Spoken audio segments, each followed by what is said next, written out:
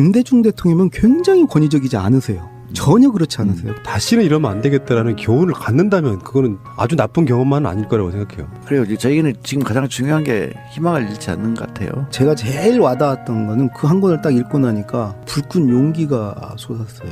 왜 그런지 모르겠어요. 하여튼 그 책이 저한테 준 가장 큰 선물이 아닐까. 제가 좀 행복해지네요. 그 말 들으니까. 행동하는 양심이 됩시다. 행동하지 않는 양심은 악어입니다. 김대중이 남긴 불멸의 유산, 행동하는 사람들의 책. 기적은 기적처럼 오지 않는다. 트위터가 진짜 언론입니다. 이번 결과로 인해 가지고 다시는 안 볼 인간들이 정말 많다는 게 너무 좋아요. 네. 다시 안 보는 거 맞아요? 이것도 재처리 되는 거 아니야? 아니 어쨌든 간에 트위터 같은 데서 짤로 돌고 있는 다시는 안 봐도 되는 사람들, 사실상 제기 불가능한 사람들 꽤 많아요. 무명일수록 제기는 할 수 있겠지만 유명인일수록 제기하기 힘든 사람들도 많고 16명을 꼽아봤는데 자 주옥 같다 정말. 자, 첫 번째 오세훈입니다. 오세훈은 서울 시내 종로에 있는 엄마들이 심판해 준 것 같아요. 이야, 진짜. 맞습니다. 이것들이 아직도 정신을 못 차리고 무상급식은 안 된다고 개구라를 고집스럽게 피웠다죠. 홍준표가요 무슨 인터뷰를 했냐면은 이번 선거의 참패는 그 중앙에 있는 정치인들이 잘못해서래. 사실은 경남에서는 홍준표가 표 반 맞고 날아간 거거든요. 생각해보면 그래. 정말 정신없는 새끼야 그 새끼는. 아니 오세훈이 어떻게 해서 진짜 서울시장에서 물러나게 되었는지를 다 알고 있는데 이 사람이 띡하니 종로에 나선 것만으로도 정말 너무 코미디다라는 생각이 드는데 아니나 달러? 무슨 새누리당에서는 막 이 사람을 띄워 제끼면서 뭐 이게 보수의 꽃갈콘 또 막 이런 얘기를 하면서 갑자기 이 사람이 무슨 대선 차기 대선 주자 뭐 이런 소리를 하는 걸 보고 피가 거꾸로 솟는 줄 알았잖아요. 심지어는 오세훈이가 돌아와서 서울시장 때 못다한 일들을 서울시에 이뤄야 된다는 거야. 씨발 얼마나 살벌한 얘기야. 뭘 하겠다는 거야. 도대체 뭘 못 이뤘다는 거야. 그때 빚을 그만큼 지고 쓰레기 같은 건축물을 그만큼 남겼으면 되는 거지. 뭘 더 하겠다고 돌아오겠다는 거야.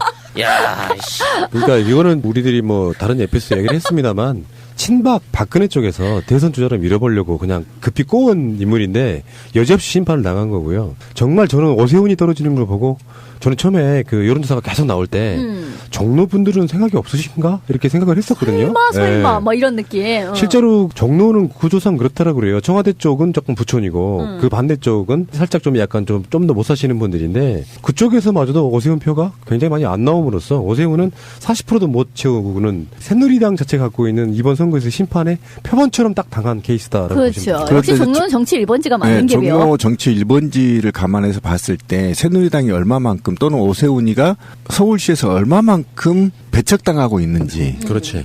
예, 최소한 아까 말한 대로 되게 여기가 이렇게까지 많이 맞아요. 나오지 52.6하고 39.7이면요. 거의 완패입니다. 51, 49 정도 그런 느낌이었잖아요. 완전히 완패였어요. 최소한. 지금 완패인데 거기다가 이제 여기는 여러 당들이 나온 곳이거든요. 10번. 예, 10번까지 있는 당이었는데 국민의당까지 합치면요. 거의 정말 오세훈이 이제 정치 생명 끝났습니다. 서울 시민들 맞아요. 정말 대단하고요. 종로 시민들 대단합니다. 제기 불가능. 네, 자근자근 밟았지. 지금 등다리를 밟았어. 거기다가 박근혜가 또 총회했던 후보거든요. 그런 측면이고 또 청와대를 포함한 지역이라고 본다면 완벽하게 박근혜와 오세훈은 이제 정치 생명 끝났다 이렇게 보시면 돼요. 자, 갈 길이 멀어요. 지금 오세훈만 갖고 이렇게 얘기할 때가 아니야. 두 번째 인물입니다. 피닉제. 불사조도 죽는구나. 불사조도 늙으면 죽어. 이 사람 나름 또 아깝게 좀 떨어졌더라고. 나름 그 표 차이는 그렇게 많이 안 났어요. 그분 이인재랑 붙었던 분이 노무현 대통령 때 청와대에 계셨던 분이고요. 노무현에 살아있는 분이 이인재를 정치 생명을 이제 끝내버린. 이분도 이제 나이가 있고 뭐 그렇다 보니까 다음 선거에 나오겠습니까? 뭐 나올 수도 있지. 아무튼 이분은 저류학계에 큰 적적을 남기셨어요. 저류학계. 불사조가 철새라는 거를 최초로 증명해내신 분이죠. 그러니까 이거는 정말 대단한 건데요. 이제 갓 51살짜리한테 대선 후보까지 나왔던 자가 졌어요. 그것도 무려 한 6, 7% 정도 차이를 냈거든요. 야당 합치면. 네, 그 정도 차이니까 이인재도 이제 정치 생명 끝났다. 근데 국민들이 무서운 게 정말 무섭다고 생각하는 게 뭐냐면 이인재가 이번 새누리당 정부에서 했던 짓이 기억나시죠? 완전 쓰레기 짓을 했잖아요. 이리 붙고 저리 붙고 말도 이리 붙었다 저리 붙었다. 정말 대단한 거예요. 국민 수진들이. 이인재 뭐 사실상 정치적 비중이 사실 없었고요.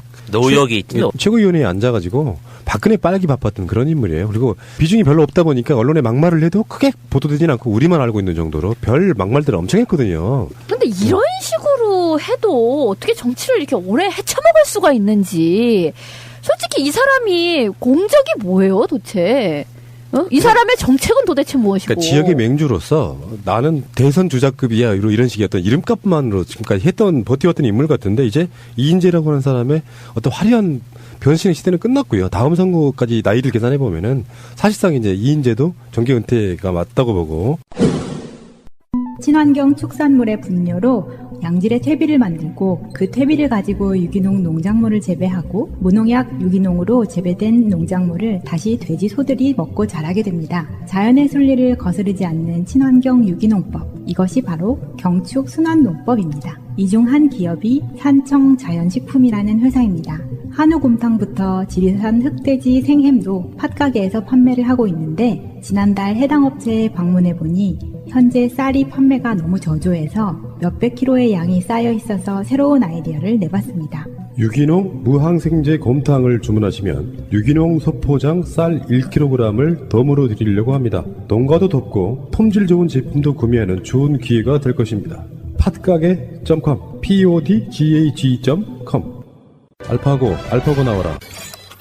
네, 알파고입니다. 내가 돈이 좀 있는데 어디에 투자하면 좋을까? 그렇다면 ETF에 투자하는 메이크머니를 알아보세요. ETF가 뭐고 메이크머니가 뭔데? 그것도 모르세요? 거래소에 상장된 펀드를 ETF라고 해요. 메이크머니는 ETF 자동 거래 시스템이고요. 그렇다면 메이크머니에서 운영하는 ETF는 어떤 장점이 있는데? 추세가 하락일 때는 매수하지 않고 상승일 때만 분할 매수를 하여 안정적으로 분할 투자를 해주는 특장점을 갖고 있습니다. 안정적인 수익을 내고 싶으나 투자할 곳이 마땅치 않은 고액 자산가 주식을 잘 모르는 초보 투자자들에게 추천합니다. 미래창조과학부 산하창조경제타운 소프트웨어 R&D 부문에 선정되어 개발된 ETF 자동 매매 시스템입니다.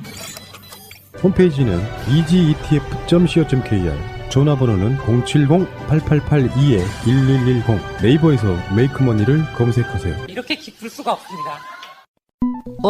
컴퓨터 작업하다 파일을 날려먹었네. 아, 큰일 났다. 어떡하냐? 무슨 걱정이에요? 원스톱컴 119가 있잖아요. 컴퓨터 싸게 살 수 있는 곳 혹시 아나? 무슨 걱정이에요? 원스톱컴 119가 있잖아요. 오, 그런 것이 있어? 전화번호 좀 알려줘. 1600-7887. 홈페이지는 www.onestop119.com. 신비형 연기 잘하는데 발연기를 벗어났는데 취업하시구나. 아 칭찬 받으니까 좋네. 컴퓨터의 모든 것 원스톱컴 119. 안녕하세요. 순대곱창 버섯 전골 전문점 순고민의 대표 안영근입니다. 순고민의란 브랜드는 고급 수제 순대와 한우 곱창을 융합하여 첫머리살을 따서 지어낸 브랜드입니다. 참 정감 있으시죠? 현재 순고민에는 전국 53개점이 오픈하여 투자 대비 점주님들의 만족도가 매우 높은 브랜드라 자부합니다. 전국에 많은 프랜차이즈 업체가 있지만 순고민의 프랜차이즈는 가맹 점주님과 상생한다는 기업 이념으로 판매가 대비 높은 마진을 보장하여 드리므로 어느 프랜차이즈 업체보다 높은 마진율을 보장하여 드린다고 자랑하고 싶습니다. 술안주로 식사 대용으로 많은 고객님들이 순대 맛이 일품이며 술안주로서 딱이다며 입에 칭찬이 마르질 않습니다. 최고는 아니지만 최선을 다하여 가맹점주님과 소비자 여러분과 함께하는 순고빈의 프랜차이즈가 되겠습니다. 순고빈의를 검색해보시고 창업 문의는 051-555-6611. 정말 맛있습니다. 진짜 궁금해요. 먹어봐야 알아. 자, 세 번째 인물입니다. 김문수. 나 김문수인데. 나 도지사인데. 이 사람은 자기 당의 최고의 지역구인 곳에 가서 이현구의 대타로 이현구가 정계 은퇴 이제 출마하지 않겠다라고 했던 그 지역에 가서 무려 민주당 후보에게 30여 년 만에 중선거구제에서 소선구제로 바뀌면서 이렇게 민주화가 되면서 바뀌었잖아요. 처음으로 대구의 자리를 내준 그 장본인이 됐습니다. 이 정도 되면은 김문수도 정계 은퇴를 사실상 해야 된다고 보죠. 더 이상 직이 불가능하죠. 무려 지지율이 2배였어요. 2배. 네, 더블 스코어. 이거 뭐 싸움도 안 됐어. 애초에. 뭐 이렇게 손쉬운 승리를 거둘 수 있었던 데 대해서 이건 뭐 감사해야지 김문수한테. 김문수는 정말 여성의 마음을 잘 알아야 돼요. 춘향이 때문에 떨어진 겁니다. 춘향이가 분노하면 춘향이 춘향이 왜 자꾸 춘향이를 건드려서 그런 모양을 만들어? 그러니까 대구 민심도 이랬던 것 같아요. 김부겸에 대한 동정론도 있고 진짜 열심히 하는데 저 인물이 당을 좀 바꿔야 되는데 이런 식으로 이 사람 애초에 대구로 내려간다고 할 때 사람들이 다 비판했었거든요. 그렇죠. 험지로 안 가고 왜 그 완전히 홈그라운드로 가느냐. 그러니까 거저먹으려고 했던 것들이 바로 표로 심판된 거죠. 저는 그 부분도 어쨌든 이정현 효과가 좀 있었다고 봐요. 그러니까 이 지역들이 서로 그러니까 주거니 받거니 하면서 어쨌든 소통이 돼 있지 않겠느냐 보이지 않는 우리도 좀 반 새누리당은 한두 석 나와야 되는 게 아니냐라는 정서들이 좀 있었다고 봐요. 그동안 새누리당에 대한 너무나 뭐라 그럴까 지역에 대한 일방적인 오히려 대구가 사실은 새누리당을 계속 밀어줌으로 인해서 발전이 저해됐거든요. 그러니까 그런 측면을 이제 깨닫기 시작했다. 그래서 무소속과 야권도 이제 당선되는 지역이 됐다. 네. 이 김문수는 막판까지 추잡한 짓을 다 했어요. 김부겸 그 상대 후보한테 본인 명의 재산을 누락시켰다. 그래갖고 막 소문을 낸 거예요. 알고 봤더니 할아버지 산소. 공시지가 5만 원, 6만 원 되는 산소를 재산에서 누락시켰다 해갖고 그 내용은 안 밝히고 재산을 누락시켰다. 김부겸 이러고 그 비방 언론을 펼쳤고 선거 당일날도 유세 차량으로 유권자들을 투표소에 실어서 옮겨라. 뭐 이런 식의 지시를 실제로 한 예가 있어서 마지막 지는 순간까지 온갖 추잡을 다 떨다가 결국은 팽당하는. 덧자리 깔아놓고 절도 하고 그리고 뭐 몇 배 그 절하는 거 있잖아요. 이것도 했었고요. 그리고 그 당일날 본고차로 옮겨서 또 고발도 되죠 지금. 그러니까. 네. 근데 이 대구 수성구라는 곳이 서울로 치면 강남 같은 신도시 곳이래요. 그렇죠. 네. 그리고 뭐 그러니까 나름 대구에서 상당히 잘 사는 사람들이 이제 사는 곳이잖아요. 근데 대구가 전통적으로 뭐 어쨌든 계속 여당이었을 뿐만 아니라 친박 이번에는 뭐 진박 경쟁이 일어날 정도의 그런 지역인데 여기에서 상당히 이제 신도시이고 잘 사는 사람들이 모여 있는 사람들이 전혀 다른 종류의 선택을 했다라는 것은 대구가 이제 변화의 시작을 보여주는 게 아닌가라는 생각이 들어요. 대구 화이팅입니다. 정말로 감사합니다. 이런 생각 좀 들고. 자, 다음 네 번째 인물입니다. 김을동. 야, 3등의 야, 할머니. 이 진짜 자기 컨텐츠 없이 친일파에 부역하면서 자기 조상을 팔아댔던 도저히 그 어떤 컨텐츠나 정체성을 알 수 없었던 인물. 네, 아들 사진을 걸어놓고 선거운동을 했고 탤런트임에도 불구하고 TV 토론은 못 나가는. 송일국 씨가 선거에서 엄청나게 도왔더라 그래요. 근데 그것도 무려 송파. 물론 이제 송파 쪽은 예전에 그 김성순 구청장에서 야상세가 꽤 있는 것이긴 하지만 그래도 지금까지 새누리당의 텃밭으로 인식이 되던 곳에서 남인순 후보한테 떨어졌습니다. 남인순 후보 쪽에서 제가 감사함을 표시했던 게 경선할 때 새가 날아든다의 방송에 덕을 엄청나게 봤다고. 그러니까 방송 이후에 굉장히 많은 사람들이 지인 연결해주고 이러면서 굉장히 감사하게 조만간 한번 당선자 인사를 인터뷰를 하러 오신다라고 그래요. 저희가 또 집중감시 지역이죠, 이곳이. 그렇죠. 예. 김을동 씨가 그래서 다시는 이제 거수경례를 하는 꼴을 보지 않게 돼도 되는. 정말 꼴 보기 나는 싫은데. 거수경례보다 이렇게 접어갖고 자고 있는 거. 저도 자고 있는 것이 기억이 많이 나. 그런데 이 표 분석을 해보면요. 김을동은 어쨌든 선친을 계속 팔고 연예인 아들을 팔았지만 야권의 표가요 60.3%가 넘습니다. 그러니까 완전히 등을 돌려버린 거예요. 송파. 저는 이게 남인순 대 김을동의 대결이라는 점에서 이거는 한편으로는 어떤 여성주의의 어떤 승리라는 맞습니다. 생각도 우리 들어요. 인터뷰 때도 그 이야기를 했었어요. 그런 접점이 있더라고. 아니 이 김을동 씨가 한다는 소리가 뭐 여자가 뭐 똑똑하면은 뭐 사랑을 못 받는 둥 뭐 대도한난 소리를 했잖아요. 아주 끔찍해 죽겠어. 이거를 어떤 고루한 시어머니한테 들어도 정말 뒷목 잡고 쓰러질 브라질 판국의 국회의원이라는 자가 그것도 자기 조상 팔아가지고 여성 국회의원으로서 이렇게 오랫동안 헤쳐먹으신 분이 그따위 소리를 한다는 게 정말 너무 막 환멸스러웠단 말이죠. 근데 남인순 그 후보 이제 의원입니다만 하여튼 그 의원님께서는 거의 그러니까 페미니스트 그러니까 국내의 여성주의자로서 굉장히 또 입지가 있으신 분이세요. 그런 의미에서 정말 페미니스트 그 의원을 우리가 또 한 명을 또 확보하였다는 점에서 여성계 입장에서 정말 너무 축하할 일입니다. 예. 그 다음 5번째 인물입니다. 이재호. 정말 상징적이다. 이 사람은 새누리당 공천을 받지 않아도 무소속으로 당선된다고 여론조사 기관이 엄청 띄웠던 것인데요.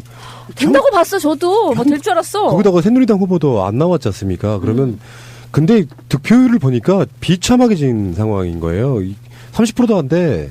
그러니까 새누리당 후보도 안 나와서 이재호가 새누리당인지 누구나 뻔히 다 아는데 거기서 그냥 그렇게 비참하게 질 줄은 몰랐거든요. 지금까지 보면은 오세훈, 김문수, 이재호 이런 사람들은 사실상의 친이계라고 볼 수 있잖아요. 친박이 뭐 오세훈을 밀려고 했다 그러지만 친이계는 완벽하게 이번 선거에 사라진 거죠. 이재호까지 사라지는 거 보면은. 그리고 이제 진박이 국회에 한 50석 들어간 그런 게 보는 게 맞는 것 같아요. 저는 이재호는 김을등보다 득표율이 낮아요. 어떻게 이렇게 캐망하게 된 거예요, 진짜? 민심을 완전히 잃었다라고 보는 것이 맞을 것 같고 이지호 자체가 지역구 관리 잘했다는 이야기도 사실이 아닌 것 같다는 생각이 드네요. 그만큼 거만해진 거지. 이재호 하면은 트레이드마크가 그 90도 인사 이런 게 있는데 하고 자전거로 막 네. 구석구석 다니면서 뭐 골목에 어떤 사람들 손을 잡고 뭐 이랬다고 하잖아요. 그러니까 이재호를 지지했던 새누리당의 그 지지자들만의 잔치였던 거죠. 다수 사람들은 이재호든 박근혜든 똑같은 한 몸체로 보고 그냥 심판했다라고 저는 봅니다. 저는 반대로 지금 이 떨어진 사람들을 보면 과거에 좀 조작이 있었던 의혹들이 있는 사람들이 있어요. 전 개인적으로 이렇게까지 표가 이재호가 안 나왔나 싶으면 저는 정말 참 왜 그러냐면 이 지역은 박근혜 심판이라고 얘기하기도 어렵거든요. MB맨이기 때문에. 그러니까 이런 측면에서 봤을 때 이 표가 제 머리로는 분석이 안 돼요. 지금 보면 29.5%를 얻었거든요. 김울동에 10% 정도 뒤져요. 더군다나 단일화돼 있는데 네. 여권 단일화돼 있는 완벽하게 혼자 나갔거든요. 이렇게까지. 그 다음에 야권은 완전히 다당으로 나가 있는 지역이었거든요. 사실 여기 강병원 이번 당선자가 사실 정치 신인이나 완전 다름없고 신인이죠. 또 노무현 대통령의 그 수행비서 출신이란 말이에요. 그렇기 때문에 원래는 이제 거기 임종석이라고 그 서울시 부시장 하던 임종석이 될 줄 알았는데 임종석이 안 되고 강병원이 될 때까지만 해도 이재호하고 붙어서 이게 될 수 있는 싸움인가라고 사실상 관심을 크게 안 가졌었는데 이 승리의 원동력이 뭐가 있었는지 나중에라도 한번 살며시 물어보고 싶네. 어찌 됐거나 이재호란 이름은 지난 그 박근혜 정권 하에서 너무 언론을 못 타가지고 사람들이 잊어버린 것 같아. 이재호가 누군지 뭐 하는 사람인지. 그렇지 않고서야 이런 자기 이름값도 못하는 이런 득표율로 이렇게 떨어질 거라고는 상상을 할 수 없는 일이잖아. 근데 전 그런 생각도 들더라고. 김문수 떨어지고 이재호 떨어진 거 보면 어떤 일관성이 있는 게 아닌가라는 생각도 드는 거예요. 이 사람들이 대표적인 과거 운동권이었으나 변절을 한 사람이잖아요. 거기에 대해 사람들이 매섭게 그걸 20년 지나서 처벌을 한다고? 그러니까 이 사람들의 이제 생각이 바뀐 거지. 이런 식의 배신, 박근혜 대통령이 말씀하셨잖아. 배신의 정치는 안 된다고. 그 말을 정말 귀에 쏙쏙 박히게 유권자들이 들어서 새긴 게 아닐까. 정말 배신의 정치는 안 된다. 우리는 배신을 심판해야 한다. 한켠에서는 여전히 운동권 정당이 어쩌고 저쩌고 막 이런 얘기를 합니다만, 그래 맞아 운동권. 그 중에서도 제일로 나쁜 것은 배신한 운동권이 제일로 나빠. 라고 해서 김문수도 떨어뜨리고 이재호도 떨어뜨리게 된 게 아닐까라는 생각도 들어요. 자, 그 다음으로 가볼게요. 이 인물 저 얘기 안 할 수가 없네요. 선수조는 사실 정치 중요한 인물은 아닌데 뭐랄까 그 어떤 그 밉상? 박근혜가 꽂아놓은 것 같은 그냥 허수아비 이런 느낌 속에 사실은 진짜 아까운 사람은 선수조 얘기가 아니라 사실은 배재정이에요. 그렇죠. 지금 장제원이라고 하는 무소속이 그쪽 지역 분들은 이렇게 생각했던 것 같아요. 이게 지금 문재인 의원의 지역구잖아요. 근데 거기에 이런 정서가 있는 것 같아요. 정치할 만한 사람이 오는 게 맞다라고 그래서 문재인 뽑아주지만 선수들은 죽어도 못 걷겠다. 그러니까 박근혜 뜻에는 엄청 반하고 공천을 받지 못했던 자기들 나름대로 선수조에는 그냥 지난 총선 때 어떤 일회용 후보라고 느꼈었는데 또 그 사람을 내리꽂으니까 지역 민심들이 승질이 난 거야. 승질이 났지. 장제원 찍어주자 해서 지금 공천받지 못했던 장제원이 무소속으로 나와가지고 37.5인데 여기도 여론조사의 어떤 폐해 같은 거거든요. 배재정 같은 경우는 기존 여론조사에서 훨씬 더 떨어지는 득표율이 나오는 것처럼 나왔지만 사실상 35.9%로 굉장히 아깝게 지금 1몇 % 차이로 떨어진 거거든요. 정말 안타깝겠지만 이건 선수적어한테 하는 얘기예요. 퇴임하는 퇴역 정치인 둘 무등 타본 걸로 그냥 인생의 마지막 추억이다라고 생각하고 그냥 조용히 가세요. 네. 최경환하고 김무성이 무려 다리를 들어서 이렇게 들어 올렸어. 어디도 만졌죠. 그러니까 그 진짜 애매한 곳을 또 만지는 바람에 또 놀라운 일이 되기도 하고 그랬습니다. 그러니까 저는 그러니까 아무 생각 없이 그냥 그렇게 들고 있었던 거죠. 예. 그러니까 선수조와 이준석이가 박근혜 퀴즈잖아요. 그런데 이 아이들이 둘 다 떨어졌단 말이에요. 이걸 어떻게 봐야 되는 건가? 저는 이거 자체도 박근혜에 대한 심판이었다. 만약에 박근혜가 정치를 잘했다라면 저는 이들을 당선시켰을 거라고 보거든요. 그리고 새누리당이 이준석 같은 경우는 지원을 끊었다는 소문도 있었거든요. 이것이 사실인지 아닌지는 모르지만 그렇고 이준석 끊기만 했어요. 또 딴 후보 당선시켜달라고까지 했는데. 선수조도 마찬가지인 거죠. 그러니까 이 아이들이 양심선언을 해야 돼요. 이제는 새누리당의 폐해에 대해서 내 인생 지금 5년째 바쳤는데 이 모양 됐다. 망가졌다. 니들이 날 도와준 게 뭐냐. 도대체 날 어떻게 써먹은 거냐. 저는 충분하게 양심선언 해야 된다고 봅니다. 예. 다음에 또 이렇게 이용당하고 버릴 겁니다. 이 사람 이제 종편 곧 출연하기 시작할 걸로 예상됩니다. 왜 그러냐면 이 아이들을 데려간 것은 젊은 층 표심을 얻기 위한 거였거든요. 그렇죠. 그러면 새누리당이 박근혜가 젊은 층의 공약을 이행하거나 거기에 따른 젊은 층들의 고통을 덜어주는 무슨 정책을 내놔야 되는데 젊은 층을 계속 고통 속에 빠뜨렸잖아요. 그렇죠. 이 아이들이 당선될 리가 없지. 그러니까 박근혜의 개사기에 얼굴 마담 쓴 거밖에 안 되는 거잖아요. 거기에 대해서 사실 손수조나 이준석은 박근혜에 대해 정말 따질 문제라고 생각해요. 왜 우리를 그렇게 쓰고 버렸냐. 그 얘기를 할 수 있다고 생각해요. 자, 다음 후보입니다. 참 주옥 같다 진짜. 문대성이에요. 문대성. 문대성? 이거? 문대성은 지금 부산에서 정치 은퇴선언을 했다가 그 김무성의 꺼득임에 그러면 내가 인천으로 지역구를 옮겨줄게 네 고향으로. 그래서 인천 남동 갑에 꽂혔는데 여기서 국민의당 후보가 있음에도 불구하고 득표율 33.2%. 인천은 선거의 지표로 삼는 지역이거든요. 사실상 반반 나눠 먹는 여야가. 그런데 보수의 열풍이 불면은 보수가 다 먹게 되는 지역이기도 하거든요. 지역민들은 문대성을 자질이 없는 후보로 봤다는 것이죠. 이것은 그 김무성의 어떤 셀프 디스가 결정적인 영향을 했다고 봅니다. 네. 운동권은 색출해서 다 없애야 된다라고 주장하지 않았습니까? 네. 운동권이 그 운동권이야? 대표적인 운동권이잖아. 스포츠 무브먼트가 아니고. 근데 어쨌든 이 아이가 받은 득표율을 보면 33.2인데요. 박근혜 지지율보다 낮거든요. 32점이네. 네, 그러니까 그러면 박근혜에 지지하는 사람도 이 문대성을 한 2, 3% 지지 안 했다는 겁니다. 그러니까 자기가 스스로 노력해서 얻은 표는 단 한 표도 없다 이렇게 봐도 돼요.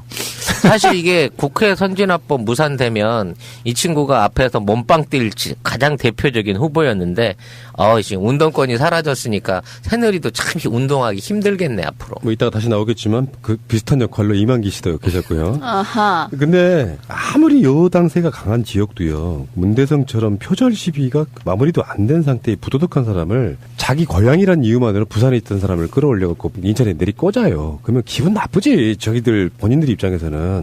그런 것에 대한 심판이라고 보고 일단 자질도 없는 사람이었고요. 오죽하면 문더리코라는 표현이 붙었어요. 논문을 쓰는데 어떤 일말의 양심도 없이 그대로 오타까지 갖다 쓰는 사람이 국회의원 다시 한번 해먹겠다고 나오면 이거 심판해 주는 것은 진짜 민심의 승리 맞습니다. 당선됐다 그러면 우리 입장이 얼마나 분하겠어요. 다음으로 가겠습니다. 정말 주옥 같은 사람이 너무 많아가지고 더 언급하지 못함을 죄송하게 생각해요. 서대문 의뢰 정두환. 거물인데 나름. 정도는 이제 친이의 인사로서 물론 뭐 이명박 정권 초기에 떨고져 나갔다라고 그러는데 이재호와 함께 이제 마지막 남아있던 친이 인사들이 다 떨고져 나가는 분위기거든요.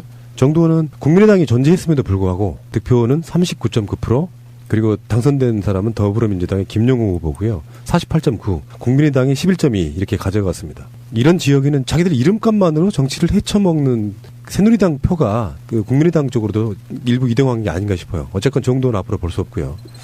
하여튼 뭐 공천 살생부라고 돌려가지고 사실상 그 어떤 총선 과정 안에서 어떤 경선의 불공정 경선의 그 한 축을 담당했던 인물인데 지지를 지가 받은 거지. 살생부에 지 이름 몰래 써져 있는지는 몰랐었나 보지. 네. 자, 그 다음에 이 사람도 그러네요. 사실상 정계 은퇴에 가까운 걸 받아야 되겠네요. 조전혁. 전교조 저격수지만 전교조한테 돈 갚느라고 정신없는 개새끼. 개쓰레기입니다, 이 새끼는 아주. 조전혁은 41.8, 그리고 더불어민주당의 윤관석 후보는 55.5. 이렇게 해서 압도적으로 15% 정도의 지지율 차이로 낙선됐습니다. 굿바이, 천혁. 그래도 빚은 꼭 갚아라잉? 그렇게 계속. 초저녁 끝발은 개끝발이라고 하잖아요. 근데 이 친구가 누라이트계 이제 그 의원이었거든요. 근데 국회의원이 법을 지켜야 돼요. 근데 공개적으로 어긴 놈입니다. 그래서 임기 기간 내에 또는 법원으로부터 손해배상 청구까지 받은 되게 보기 드문 캐릭터야, 얘가. 아니 얘는 사실상 가압류인가 뭐 아무튼 압류 처분 받은 상황에서 뭔 돈으로 지금 공탁금 냈는지 그거부터 조사해 봐야 돼 사실은. 그것도 안 갚았거든. 아직 다 못 갚은 상태에서 공탁금 낸 거 아니야. 선거 비용은 보전 받았겠네요. 이게 이제 그거를 압류해서 고스란히 전교조에 줘야지. 좀 만감이 교차해요. 노원병인데요. 이준석인데 언론상에서는 뭐 안철수와 이준석이 굉장히 그 박빙이라고 박빙이었다가 선거 막판에 오면서는 안철수를 띄웁니다. 그래서 이준석을 약간 좀 내리는 분위기였다고. 실제 개표 결과는 어떻게 나왔냐면은 이준석 31.3 그리고 안철수는 52.3. 다수의 여당표들이 안철수에게 이동했다라고 봐요. 차라리 안철수 당선시켜서 캐스팅 보트 역할을 하게끔 만들어주는 게 낫지 않겠느냐 하는 분위기가 있었다고 보고. 이게 말이 안 되는 게 4월 5일 날 여론조사에서는 0.2% 정도 박빙이다. 뭐 이런 조사가 있었는데 여론이 이렇게 순식간에 훅 가나? 어? 이것도 개사기 아니야? 애초부터 가능성 없는 거였는데 그냥 애새끼 하나 띄워놨다가 곧 될 것처럼 다 밀어놓고 난 같은 지역구잖아요. 얘 유세를 하는데 야, 나 세상에 국회의원 후보 아버지 어머니 나와가지고 같이 하는 게 처음 봤네. 나 너무 어리거든. 이게 너무 어리니까 이게 바뀐 거야. 딴 데는 아들이 아빠 유사를 도와주는데 여긴 부모님이 아들 유세 도와주고 계시더라고. 뭐 그건 뭐 나쁜 거 같지 않은데 이준석은 김무성에게 손해배상 청구하거나 해야죠. 그렇지. 안철수를 뽑아달라고 했으니 해당 행위를 했잖아. 맞아. 그러면 이준석이가 당에 가가지고 김무성을 출당하라 이렇게 해야 됩니다. 징계 요구해야 됩니다. 그렇지. 진짜 실제로 징계 요구해야 돼요. 당대표도 아닌데 말이에요. 근데 정말 그렇게 말을 하면 안 되는 건데 아무리 마음속에는 그런 마음이 있다고 하더라도 그 말을 입 밖에 내면 안 되는 거 아니에요? 웃겨드리려고 그랬대. 웃겨드리려고. 미친 거 아니야? 웃겼잖아 그래서. 갔잖아. 자, 다음 지역으로 가겠습니다. 김종훈인데요. 드디어 이 사람 떨어뜨렸네. 아이고 속이 다 시원하네. 그러니까 이거는 자기들 까내는 여기가 완전히 편한 곳 있잖아요. 정말 선거하기 편한 곳. 김종훈 FTA에 이 인간을 전현희 변호사를 인터뷰 직전까지 갔었어요. 선거 전에. 선거 일정 때문에 한번 그게 서로 안 맞아가지고 인터뷰를 못하게 됐는데 당시 분위기에서도 제가 그런 얘기를 방송을 여러 번 했거든요. 전현희 변호사가 이변을 일으킬 가능성이 있는 게 강남은 분구가 됐어요. 네. 강남 갑을 병으로 분구가 되면서 병 부촌이 떨어져 나갔어. 그러면서 전현희 변호사의 당선 가능성이 높아졌었는데 여론조사는 한 10% 정도로 계속 김종훈이 앞서는 걸로 나왔었거든요. 근데 무려 강남 을에서 전현희 변호사가 당선되는 쾌거를 일으키게 되죠. 표차도 엄청납니다. 6,624표 차. 예. 어쨌든 김정은 씨가 그동안에 FTA 체결을 이후에 정말 말도 안 되는 한미 FTA를 체결하고 그거에 대한 대가로 강남에 나간 거거든요. 예, 보상을 받은 거죠. 거기에 따른 보상을 받은 건데 이번에 제대로 심판했다. 이렇게 보시면 되죠. 그것도 더더욱이 우리나라의 부자들이 살고 있는 지역에서 이제는 FTA에서 가장 수혜를 받던 그 지역에서 김종은을 버렸다. 이렇게 보시면 됩니다. 근데 뭐 골목마다 막 플랜카드 같은 거 붙이잖아요. 거기에 그런 플랜카드를 붙였다 그러더라고요. 재산세 이런 걸 낮춰야 된다. 막 이런 정말 치사 빤스 같은 그런 플랜카드를 붙이고 그랬대요. 근데 그랬는데도 떨어진 거지. 그런데도 떨어진 거예요. 예. 그러니까 강남 사람들이 지금 정말 전환이다라고 생각을 했다는 거죠. 그러니까 강남 사람들이 세금을 덜 내고 있어도 속으로는 세금 더 내야 되는데 하고 있다라는 겁니다. 왜 그러냐면 미국의 부자들은 세금 더 내겠다고 지금 난리잖아요. 그러니까 그런 영향이 좀 있었다는 겁니다. 그런데 거기다 더 깎아주겠다 그러면 저 미친놈 아니야? 이렇게 된 거지. 자, 다음은 안대희는 뭐 저희 사적 감정은 그렇게 많이 있는 후보는 아닌데 새누리당 내에서 국무총리까지 올라가려고 했던 그런 인물이 거물급으로 이렇게 공천이 됐는데요. 그 지역의 터줏대감이라고 하는 노웅래 현 의원에게 표 차이가요. 51.9대 33.2예요. 그러니까 새누리당이 얼마나 수도권에서 인심을 잃었는지가 바로 나오는 것이고요. 그 지역에서 국민의당이 9.1% 득표를 했습니다. 그러니까 그 마포 갑이라고 하는 지역구는 여의도를 바로 마주보고 있는 지역구잖아요. 그렇죠. 그런 지역에서 33%밖에 안 나왔다고 민심을 얼마나 잃었는지. 안대희는 사실 인물론 면에서도 굉장히 그게 있는 후보예요. 나름 그러니까, 스펙이 탄탄한 사람이잖아요. 그러니까 뭐 사실 새누리당 쪽에서 나온 국무총리 이런 후보들 중에서 정관예우 조금 받은 거 이런 정도는 그냥 무시로 넘어갈 수 있는 정도의 상당히 깨끗한 인물 중에 하나였다고. 우리가 전에 그 이완구나 황교안이나 이렇게 비교를 해보면은 괜찮은 인물이라고 봤을 정도의 인물인데 여기서 33%밖에 3분의 1 정도밖에 지지하지 않은 그런 상징성 있는 인물처럼 보이고요. 그 다음에 황우여입니다. 인천 서구 을. 황우여의 낙선 이것도 충격적인데요. 이유를 굳이 찾자면 국정교과서 관련한 역풍이 아닌가 싶은 생각밖에 안 들어요. 이런 측면이 있었어요. 여기가 황우여가 원래 이 지역이 아니었거든요. 아니었는데 국정교과서 국면에서 황우여가 살짝 배신을 때려요. 내 책임이 아니고 청와대 쪽이라는 거를 언론에 흘리면서 자기가 벗어나려고 했단 말이에요. 그래서 원래 애초에 황우여를 공천을 배제시켰던 인물입니다. 그러다가 그러면 네가 꼭 나가고 싶으면 지금 임자가 없는 지역으로 가.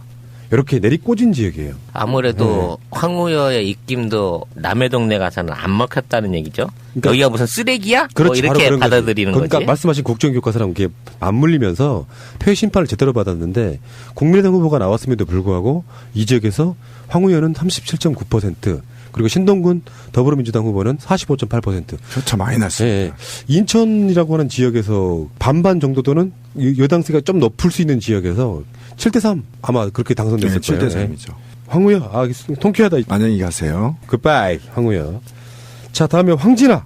경기 파주 을인데요. 황진아는 현 사무총장이거든요. 사무총장들의 순환사 이렇게 나오고 있기도 합니다.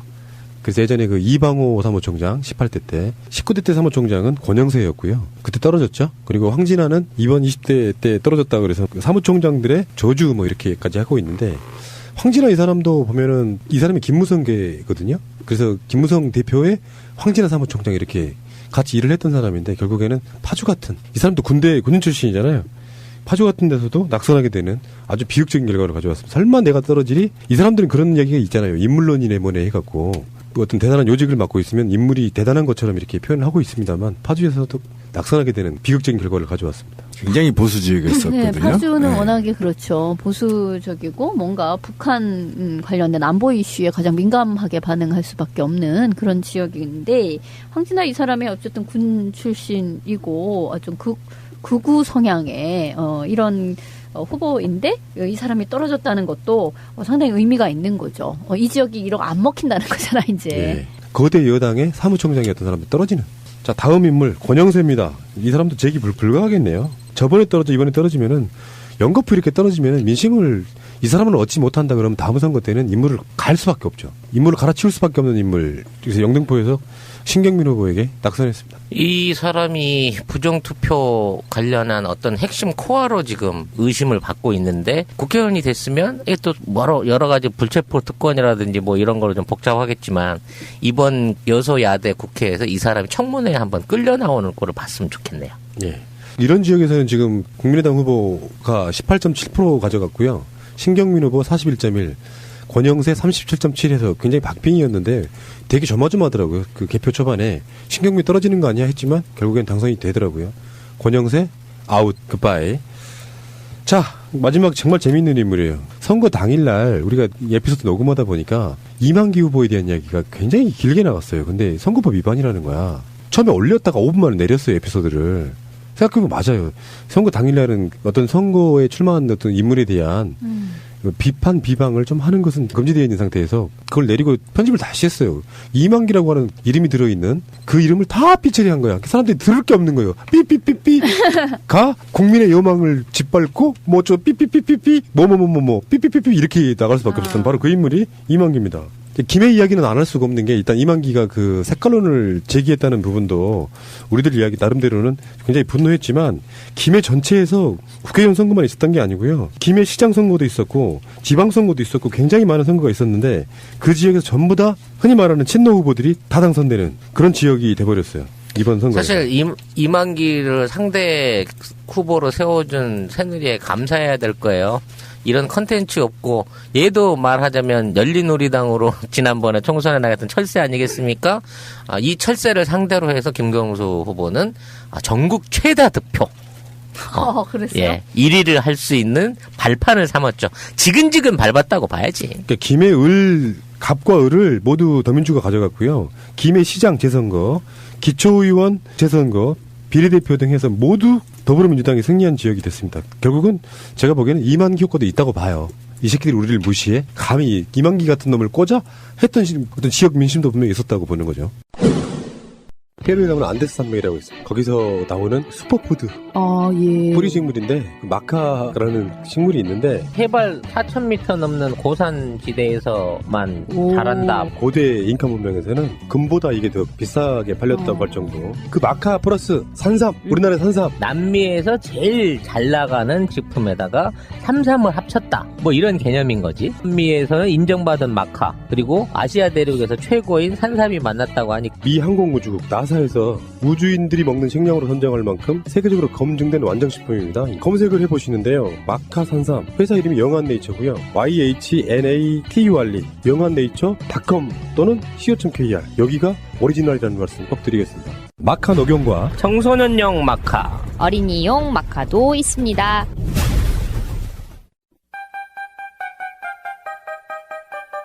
직장에 다니다 회사가 망해서 급여를 못 받으신 분, 법적으로 구제받을 방법이 있습니다.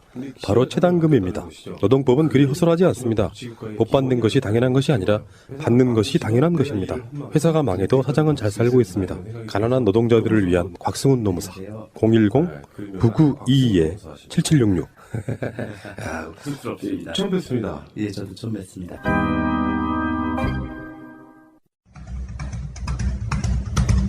몽골에서 들어온 말뼈를 그거를 아주 미세 분말가루로 갈아가지고 환으로 만들면 칼슘의 흡수율이 굉장히 높다네요. 특히 몽골 말은 뛰어납니다. 식약청에서 이미 병밀검사 해가지고 합격한 식품이에요. 칼슘의 흡수를 돕는 마그네슘이라든지 비타민 C라든지 비타민 D3를 첨가해가지고 나이 드신 분이나 폐경 전후의 여성들한테 다육기에 있는 청소년한테도 좋은 효과를 낼 수 있겠죠. 말이 지금 칼슘의 대명사 같은 건가요? 대명사죠 원래는. 근데 그게 비싸고 못 먹으니까. 말뼈로 만든 칼슘 보충제 마슘한. www.한글로 칼슘명가.com 070-4241-4545 말로 만든 칼슘 환이란 뜻이에요. 마슘한.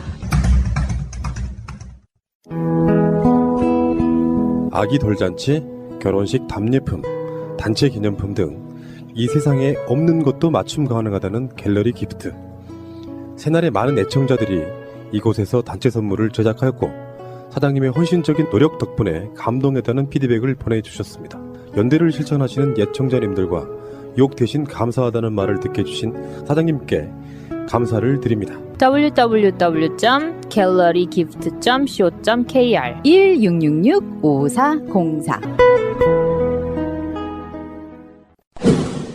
경남 김해시을은 와 어마어마하네요. 이거는 뭐 이만기 34.4, 김경수 62.4. 62%가 지금 최다 득표입니다. 예, 표차이만 무려 3만 1,000표가 났습니다. 김부겸과 함께 1, 2위를 다툴 수 있는. 이게 경상도에서 이렇게 나왔다는 게 대단한 거야. 달리 할 말이 없는 정도의 어마어마한 표차이가 나서 마치 호남에서 표를 한 것 같은 딱 받은 그 것 느낌이에요. 같은. 네. 진짜로 지역의 벽이 허물어졌네요. 이번 선거에서는 그렇게 보면은 그런 인물들이 뛰고 치고 그렇다면 우리가 지금 좋아하고 있을 때만 아니에요. 앞으로 봐야 되는 인물도 좀 몇 명 거론을 해줘야지. 꼭 떨어졌으면 했는데 붙은 사람들 이야기를 잠깐만 해보겠습니다. 첫 번째 인물 나경원. 아 진짜 신물난다.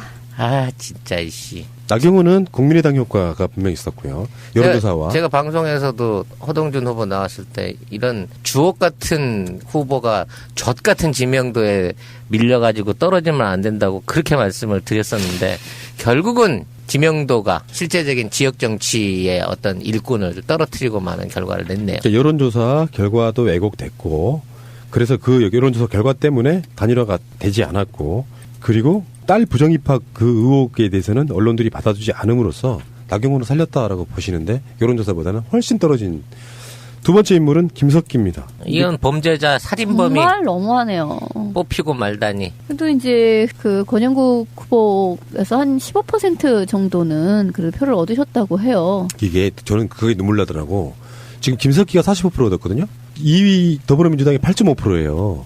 그리고 친여 무소속인 정종복 씨가 30.7%예요. 근데 권영국 변호사가 무려 이 지역에서 15.9%를 득표를 했어요. 완전 무소속으로서. 더군다나 완전 진보 쪽 무소속이잖아요. 이거는 제가 보기에 혁명 같은 겁니다. 어마어마한 득표를 올린 바로 그 지역이다라고 보고 어쨌든 김석기가 이번 선거 때 용산 참사의 살인마 그 사람이 국회로 살아 돌아오는 이런 최악의 상황이 만들어졌다. 저는 김석기를 보고요. 세 번째 인물이죠. 윤상현 살아 돌아왔습니다. 살아 돌아오긴 했는데 얘를 복당을 시켜서 당대표 내진 최고위원 같은 걸 또 시킬 만큼 새누리가 뻔뻔할지 기대가 됩니다. 딴 사람은 몰라도 안상수하고 윤상현이는 돌아오고 싶어서 벌써부터 난리던데. 이 사람 예전에 기억나세요? 세월호 사건 때 유일하게 노란 리본 안 달던 윤상현. 사진으로도 유명했었죠. 새누리당 의원들이 세월호 사건 직후에 다 노란 리본 달고 있을 때 윤상현만 안 달고 나왔던 기억도 나고요. 노무현 대통령이 NLL을 포기했다. 그리고 나서 1년 지나고 나서 뭐라 그랬냐면 포기 안 했네? 이렇게 말했던 놈이 그 막말 논란에 대해서 굉장히 재밌는 인터넷상에 짤이 돌았습니다. 어떻게 해요?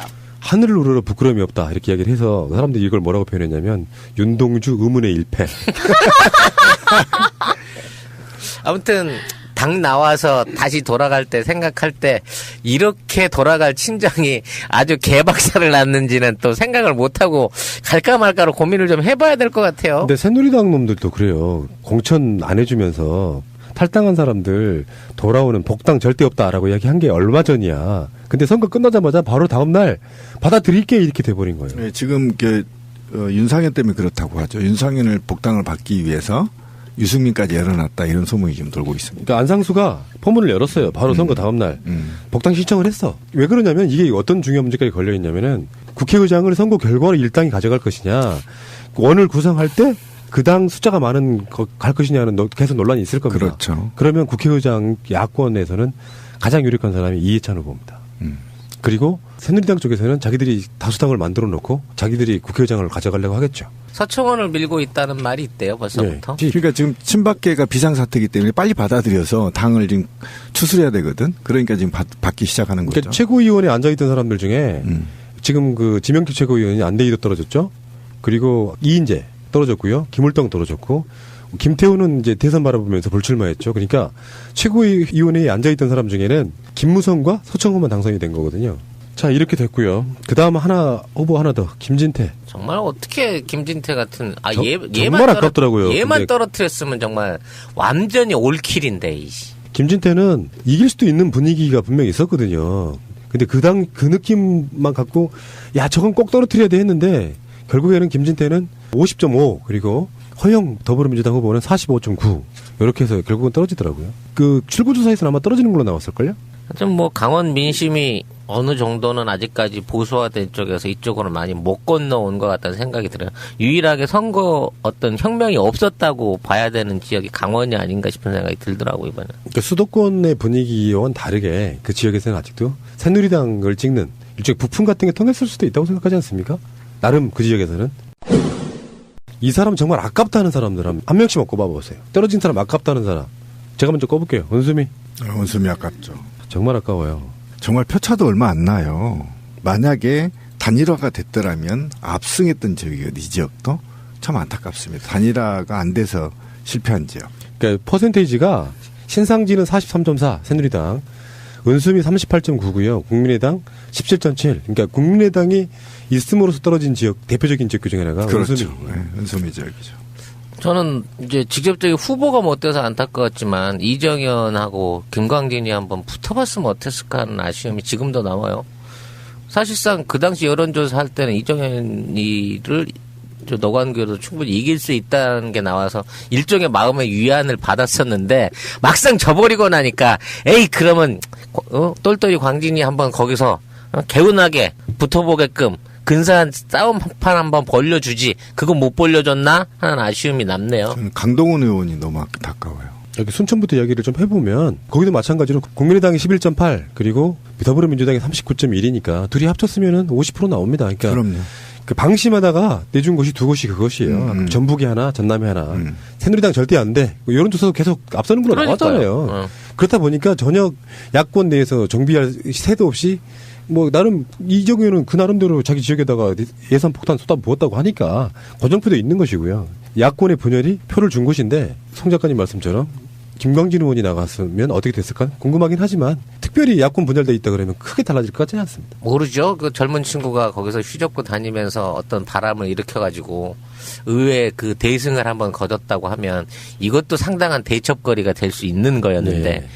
아까운 고기를 살려 보냈습니다. 지금. 전북 순창으로 갑시다. 강동원 의원은 지금 참 아깝다고 생각하는 게 최종 개표를 했더니 강동원 의원은 2위예요. 표차가 11,000표 차이밖에 안 나요. 국민의당이 1위로 당선이 됐는데 39.1, 강동원 24.9. 이 인물 자체가 주는 어떤 상징성 때문에 정말 아깝다는 생각이 드네요.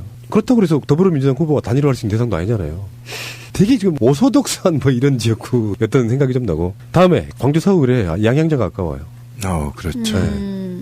그러니까 그 지역의 어떤 그 심판에 밀리면서 인물은 아깝게 놓친 게 아닌가 저는 그렇게 생각합니다. 그렇죠. 2주가 아니라 4주, 한 달만 거기서 본격적으로 유세할 수 있는 시간을 줬으면 결과는 달라졌을 거라고 생각해요. 그러니까 그쪽 전체적인 흐름이 더민주에 대한 심판 이런 성격이 있었기 때문에 불가피하게 그런 그 바람을 더 떨어지는 그런 경우라고 봐야겠죠. 근데 수십 년을 거기에서 맹주로 있던 사람들을 이제 신인이 2주 만에 가서 이긴다는 건 이 정도면 대승한 거거든요. 포기하지 말고 새로 영입된 젊은 사람들이 끊임없이 지역에서 커뮤니케이션을 한다면 다음에 당선됩니다. 그래야 정치가 바뀌고 새로운 정치를 하게 되는 거죠. 사상 최고의 선거 사범이 현재 조사받고 있습니다. 네. 그리고 아까 그 지금 말씀하신 거에 곁들여가지고요. 선거가 끝나자마자 선거 사무소 압수수색한 대상이 누구냐면은 울산 북구의 윤종호 무소속이지요? 그러니까 실제로 윤종호 당선자하고 울산에서 두 군데에서 통합진보당 출신들이 당선이 됐거든요. 그러니까 네. 민중연합당은 당선자를 못 냈지만 통합진보당 출신의 국회의원이 2명이 당선된 거거든요. 근데 바로 거기를 압수수색을 해버리더라고요. 뭐 때문에 압수수색을 한 거예요? 그 정확히 어떤 혐의가 있다는 그냥 거예요? 단순히 선거법 위반 그렇죠. 혐의가 네. 있다고 갔는데 선거 피켓 3개 들고 갔답니다. 압수해서. 그러니까 어떤 것이 선거법에 위반됐다는 거예요? 아니 일단 간 거지. 가서 뒤져봐서 있으면 뭐 들고 나오려고 그랬는데 커피 믹스도 없었나 봐. 선거용 피켓 3개 들고 갔대요. 새누리당 후보를요. 무소속 후보가 당선 61.5% 득표해가지고 어마어마하죠. 이것도 전국 1, 2위권이에요. 그 새누리당 후보를 23% 차이로 누르고 당선됐어요. 울산에서 통합진보당 출신 후보가 그렇게까지 공격을 해댔거든. 김무성이도 가가지고 통합진보당 후보들이 지금 다시 국회의원 나오려고 한다고 색깔론을 엄청 핀 것이 바로 이 지역이에요. 네, 맞아요. 그럼에도 불구하고 이 지역에서 당선을 될 정도면은 새누리당이 완전히 민심을 잃은 거죠. 울산에서 나왔던 아까 말한 그 압수수색 당한 윤종호 후보하고 동구의 김종우 후보가 다 통합진보당 계열입니다. 어쨌든 저는 정치보복이라고 생각해요. 박근혜 정부의 패배를 그렇죠. 분풀이하는 정도. 그래서 지금 시민사회단체가 지금 들고 일어났습니다. 보복정치 중단하라. 아무튼 이번에 14일 날 대검찰청 발표로는 당선자 253명 그러니까 그 지역구 당선자 253명 중에 104명이 입건됐대요. 그 역대 최고 숫자고 그중에 98명이 수사 중이라고 하는데 최소한 10명에서 15명 정도는 배지 도로 달아보지도 못하고 뜯기지 않을까 싶은 생각이 드는데요. 보통 선거 끝나고 지난 총선 때도 그랬는데요. 한 10명 이상이 떨어져 나가요. 그럼요. 문제는 새누리가 1명 떨어져 나가고 더민주가 9명 떨어져 나가면 이건 분명히 문제가 있는 거지. 98명 중에 90%가 새누리당 후보예요. 네, 야권 후보가 7명인가 밖에 되지 않아요. 아, 그래요? 네. 야, 더 좋은데? 그거는 여기다가 붙여야지. 오죽했으면. 오죽했으면. 제가 그 시민의 눈에서 제보받은 경우가 그 사실상 영남이 있잖아요. 영남이 거의 돈 선거했었어요. 지금 경남이. 아하. 계속 제보 들어왔습니다. 식당에서 저한테 이게 전화로 계속 제보 들어왔는데 식당에서 2만 원씩 돌리고 밥 사주고 또 후보가 오고. 근데 그거를 신고하는 사람이 얻어먹었기 때문에 자기도 걸리니까 그냥 알고만 있으세요, 신비님. 이렇게 전화가 엄청 많았어요. 아하. 근데 실제로 서울에서도 그렇고 다른 모임으로 해서 식당에서 사람들을 모아서 밥을 먹이고 있는데 우연히 지나가던 후보자가 와서 인사를 하는 거예요. 그렇지. 근데 밥값이 계산이 돼 있는 거야, 갑자기. 누가 계산했는지 몰라. 실제로 이런 경우가 엄청 많았어요. 엄청나게 많았다고 그래요. 저희 아버지가 살아계셨을 적에 우리 아버지도 뭐 한나라당, 당시 한나라당 선거 운동까지는 아니고 그런 식의 것을 좀 하셨어요. 동네에서. 아버지가 뭔가 사람들을 모아가지고 이렇게 향응을 하는 걸로 어떤 건수를 만들어 우리 딸 뭐를 축하한다 뭐 이런 식으로 뭐 건수를 만들어서 사람들 한 20명 정도 모으는 거죠. 뭐 경북 친목회 사람들 뭐 이런 사람들을 모아가지고 밥을 먹이고 있을 때 어느 이제 후보가 와가지고 인사를 하는 거예요. 뭐 그런 식은 되게 많아요, 옛날부터. 그치, 그거 아직도 구태인데. 그러니까 걸리면 뒤지는 건데. 거지. 아직도 지방 같은 데 통한다는 거야, 그게. 그리고 우리 방송에서 몇 주 전에 그 얘기 했죠. 니는 왜 돈 안 주노? 이렇게 얘기했다는 말이 우리 방송에 한번 나간 적이 있어요. 근데 그게 현실이었어요. 그러니까 진보 정당들은 돈을 안 주니까 다 준 줄 알고 할머니가 왜 니는 2만 원 안 주노? 이렇게 된 거지. 우리 방송에 한번 나간 적이 있어요. 나중에 자기도 모르게 셀프 그냥 나온 거야. 네 밑장 빼나? 배달 사고인가? 뭐 이런 식의. 그 이제 살짝만 좀 다른 이야기를 좀 해보면은 아까 제가 말씀드렸던 것처럼 새누리당이 그렇게까지 내치면서 사람 양심이라는 게 있잖아요. 니들 그렇게 나가서 무소속 출마하면 안 받아줄 거야? 하고 딱 하루 만에 선거 결과 나오니까 받아주겠다라고 이게 바꾸는 거. 저는 상식적으로 그렇잖아요. 박근혜가 유승민을 그렇게 내쳤으면은 최소한 유승민도 마찬가지야. 당장 그쪽에 들어오라고 해도 자기가 몸값을 튕기면 튕길수록 몸값이 올라가잖아요. 그럴 때까지 버팅겨줘야지. 물론 유승민이 지금 복당하겠다고 당장은 이야기한 건 아닙니다만 선거 공약 중에 하나였으니까 당선되면 다 새누리당 돌아간다. 그러니까 어쨌든 간에 그런 식으로 뭔가 정치인들이라는 게 최소한 그게 멋진 거 아닌가? 내가 졌어도 최소한 니들이 우리 배신하고 나갔다고 니들이 그렇게 말을 했으면 못 받아준다고 최소한 한 달 정도는 버팅기는 정도의 그런 게 없냐고 어떻게. 지조가 없어. 선거 끝나자마자 다시 들어와 받아줄게. 그게 정치야 이게? 근데 정말 그 제1당이 되느냐 안 되느냐는 상당히 중요하잖아요. 그러니까 국회의장을 누가 할 것이냐 뭐 이런 등등으로 해서 상임위 구성도 그렇고 굉장히 중요하니까 약간 어디 가서 니들은 배알도 없냐 뭐 이런 막말을 했습니다만 진짜 자기들끼리는 배알도 없고 뭣도 없는 상태로 지금 굉장히 급해요. 국회의장의 중요성은 우리가 정우화로부터 봤잖아요. 그러니까 그렇죠. 국회의장이 누가 하느냐에 따라서 이거는 전국이 완전히 바뀌는 거라서 박근혜 후반기에 원구성을 딱 했는데 국회의장이 서청원이냐 이해찬이냐에 따라서 얼마나 달라지겠냐고. 어머 다른 세상이네. 그렇지. 완전 다른 나라네. 이렇게 되면은 더민주가 만약에 새누리당이 그런 식으로 무소속을 끌어들여서 일당 하겠다고 하면은 이게 논란거리가 있다니까요. 그러니까 선거 결과로만 넣고 봤을 때 일당 해야 된다는 논리도 있어요. 그렇지. 근데 원구성 시점에서 일당계가 해야 된다는 논리도 있고. 그럼 정의당이랑 합당해야지 뭐. 그래서 국회의장이 만약에 야당의 이해찬이 되게 되면은 박근혜 정권은 이제 운영 못하는 정도로 가는 거죠. 이제 함부로 국회에다가 감히 하명 내리시고 이상한 그 시행령 때리고 이런 짓거리는 못하게 하겠지. 그러니까 당연하죠. 이런 게 있어요. 우리가 캐스팅 보트를 국민의당이라고 이야기하지만 사실은 진짜로 캐스팅 보트는 국회의장입니다. 국회의장이 어떻게 하느냐에 따라서 이런 여소야대 서로 이렇게 합쳐지지 않으면 안 되는 상황에서는 국회의장이 굉장히 중요한 상태인 거죠. 이해찬이 저는 해야 된다고 봐요. 이분은 입당하실 필요도 없어. 그렇지. 어차피 다시 탈당해야 되기 때문에 그러니까. 국회의장 되면은 무소속으로 그냥 가십시오. 물론 이건 논리적으로 말이 안 되죠. 근데 누가 저한테 그런 질문을 하더라고요. 이 상태에서 대선 후보가 나가면 일본이 더민주예요? 당연하지. 그렇죠. 다당이 1번을 먹는구나. 그렇죠. 긁고 보니까 또 그러네. 그것도 치열할 거야, 아마. 그러니까 여기 1번이 만약에 진짜로 그렇게 되면 내년 대선 때 1번 후보 문재인이나 1번 후보 누가 될 수도 있겠는데요. 그렇지, 그렇게 되는 거지. 그래서 이게 다수가 지금 치열하게 싸우는 거지.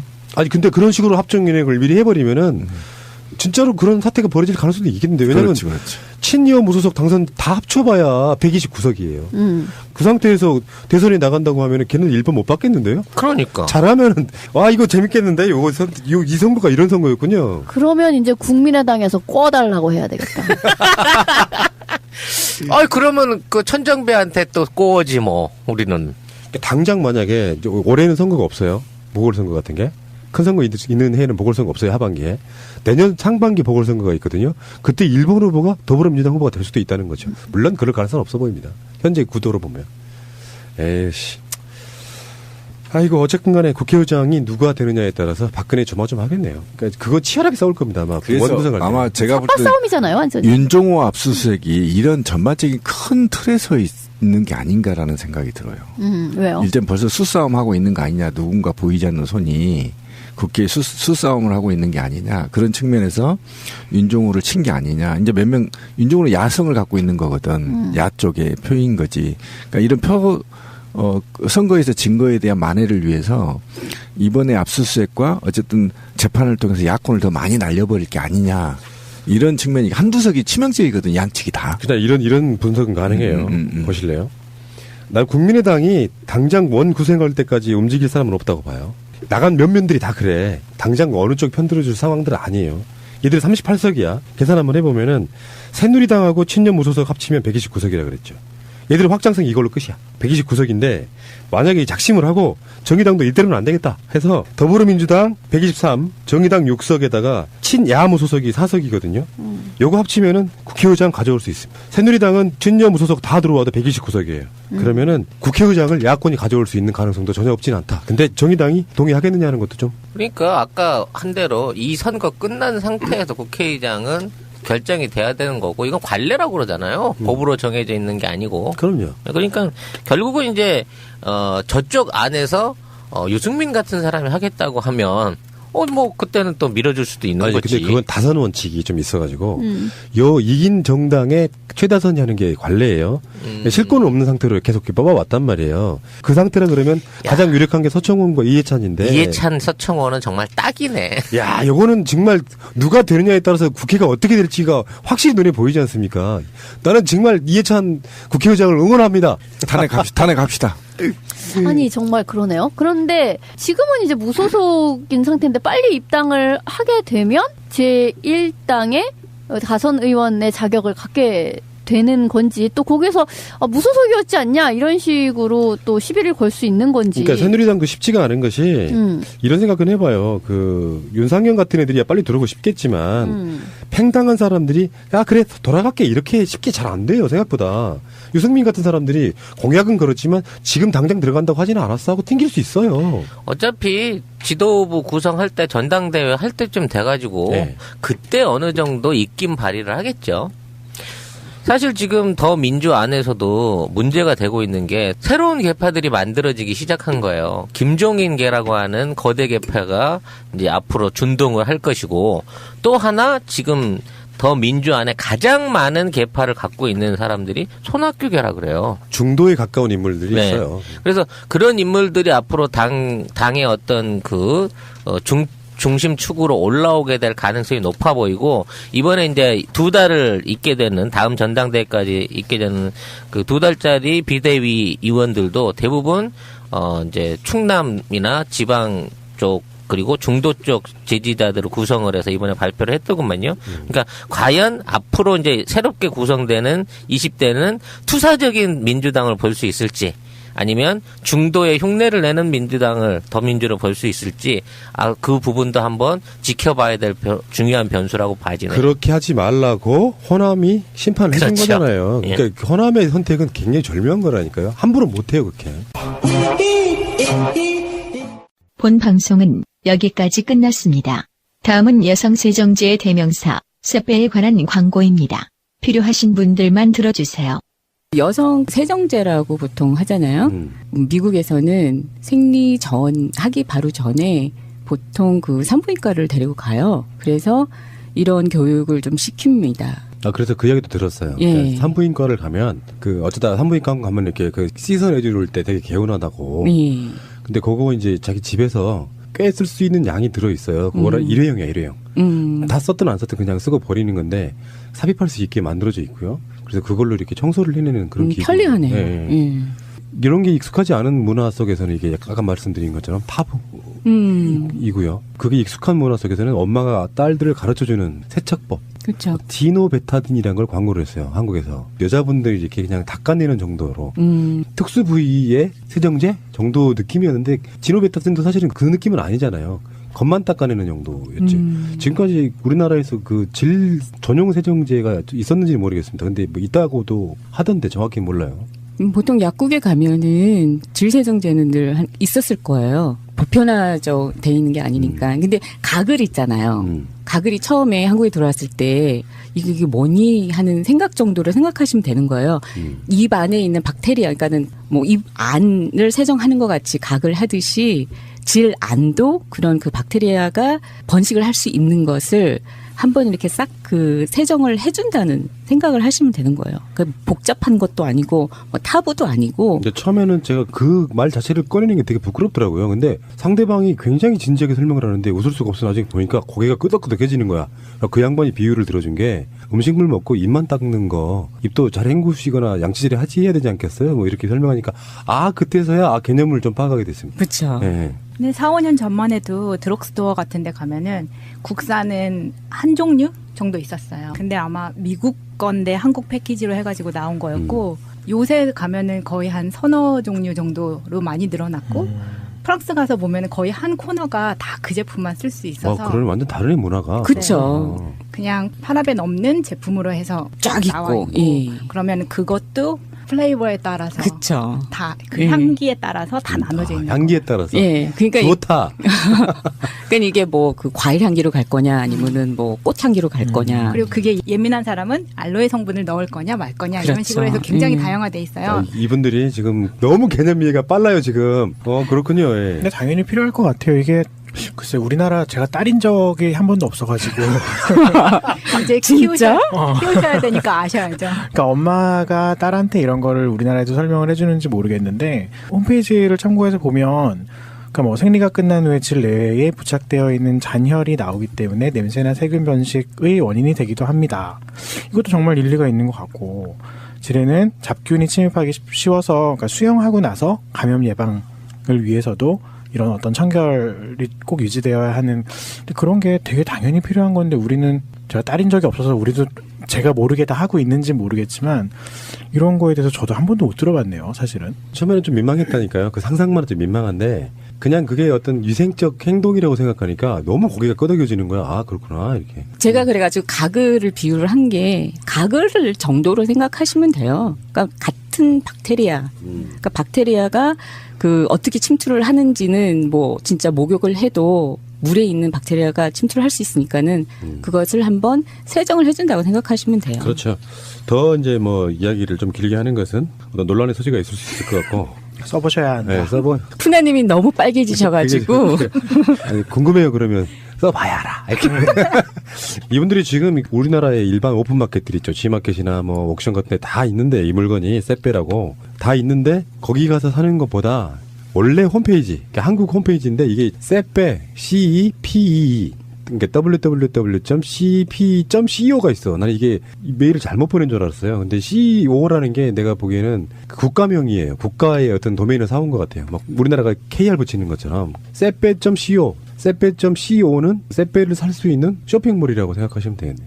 근데 거기서 사면 훨씬 싸답니다. 그 오픈마켓에 가서 사도 어차피 우리가 그쪽으로 납품하는 거니까 상관은 없지만 세가 나라든 애청자들 싸게 사고 싶으신 분들은 세페.co로 오시라고 이야기를 들어보고 나니까 이건 대박 아이템이다. 저는 그렇게 생각했습니다. 이게 이제 어느 일종의 계몽 같은 거야, 계몽. 터부인 어떤 그런 위치라는 게 있어서 배워온 습관대로만 하고 있는데 서구 선진국, 지금 딱 두 분이 그걸 증언해 주셨잖아요. 프랑스에서 오신 분과 미국에서 오신 분이 그 나라에서는 그게 일상적이다. 가글 비유가 더 웃기잖아. 근데 가글은 매일 해도 되지만 얘는 매일 하면 병원 안 가요. 됩니다. 네, 네. 그러니까 이게 그 특별한 설명서를 꼭 그 읽으셔야 되고요. 그 혹시 궁금하신 점 있으면 꼭 연락을 하셔가지고 상담을 받고 사용하시는 게 좋습니다. 자, 세페.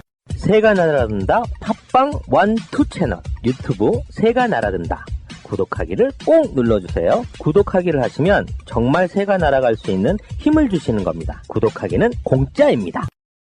지금 5년째 바쳤는데 이 모양 됐다, 망가졌다. 니들이 날 도와준 게 뭐냐? 도대체 날 어떻게 써먹은 거냐? 저는 충분하게 양심선언해야 된다고 봅니다. 예.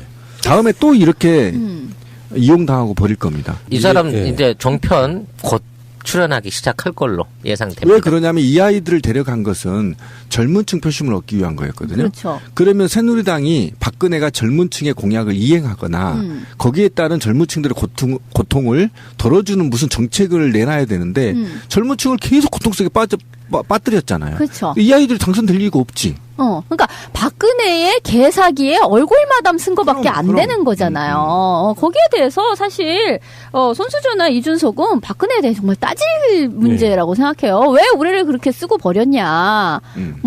그 얘기를 할 수 있다고 생각해요. 자, 다음 후보입니다. 참 주옥 같다 진짜. 문대성이에요. 문대성. 문대성? 이거? 문대성은 지금 부산에서 정치 은퇴선언을 했다가 그 김무성의 꺼득임에 그러면 내가 인천으로 지역구를 옮겨줄게 네 고향으로. 그래서 인천 남동 갑에 꽂혔는데 여기서 국민의당 후보가 있음에도 불구하고 득표율 33.2%. 인천은 선거의 지표로 삼는 지역이거든요. 사실상 반반 나눠 먹는 여야가. 그런데 보수의 열풍이 불면은 보수가 다 먹게 되는 지역이기도 하거든요. 지역민들은 문대성을 자질이 없는 후보로 봤다는 것이죠. 이것은 그 김무성의 어떤 셀프 디스가 결정적인 영향을 했다고 봅니다. 네. 운동권은 색출해서 다 없애야 된다라고 주장하지 않았습니까? 네. 운동권이 그 운동권이야?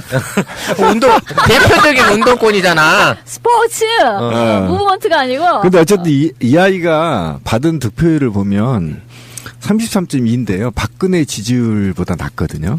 32점이네. 네, 그러니까 그러면 박근혜에 지지하는 사람도 이 문대성을 한 2, 3% 지지 안 했다는 겁니다. 그러니까 자기가 스스로 노력해서 얻은 표는 단 한 표도 없다 이렇게 봐도 돼요.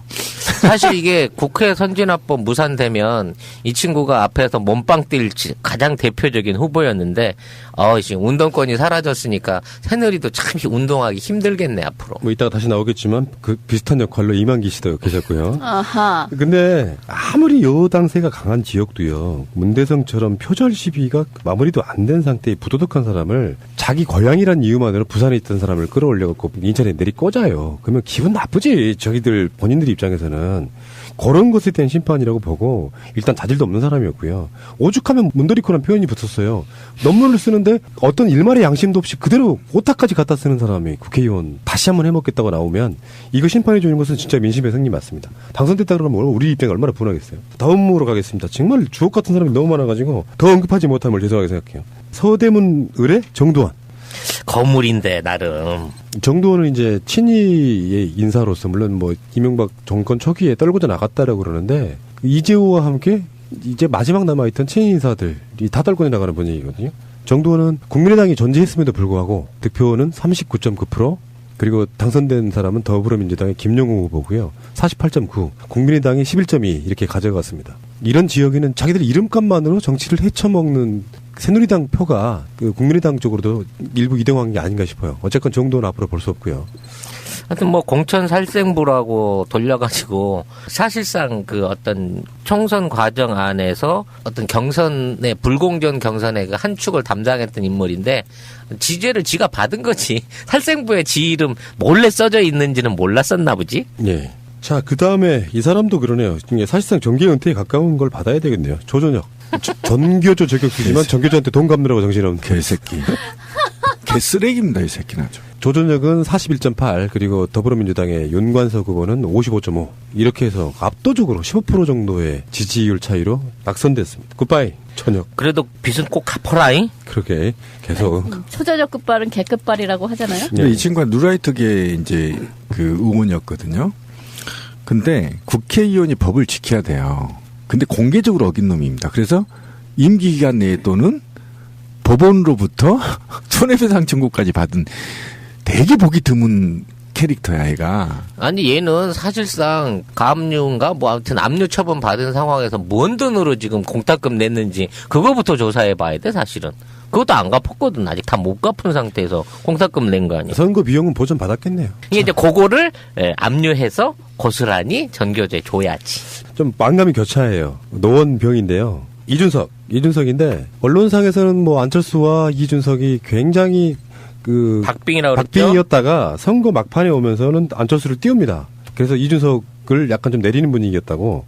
실제 개표 결과는 어떻게 나왔냐면은 이준석 31.3 그리고 안철수는 52.3. 다수의 여당표들이 안철수에게 이동했다라고 봐요. 차라리 안철수 당선시켜서 캐스팅 보트 역할을 하게끔 만들어주는 게 낫지 않겠느냐 하는 분위기가 있었다고 보고. 이게 말이 안 되는 게 4월 5일 날 여론조사에서는 0.2% 정도 박빙이다.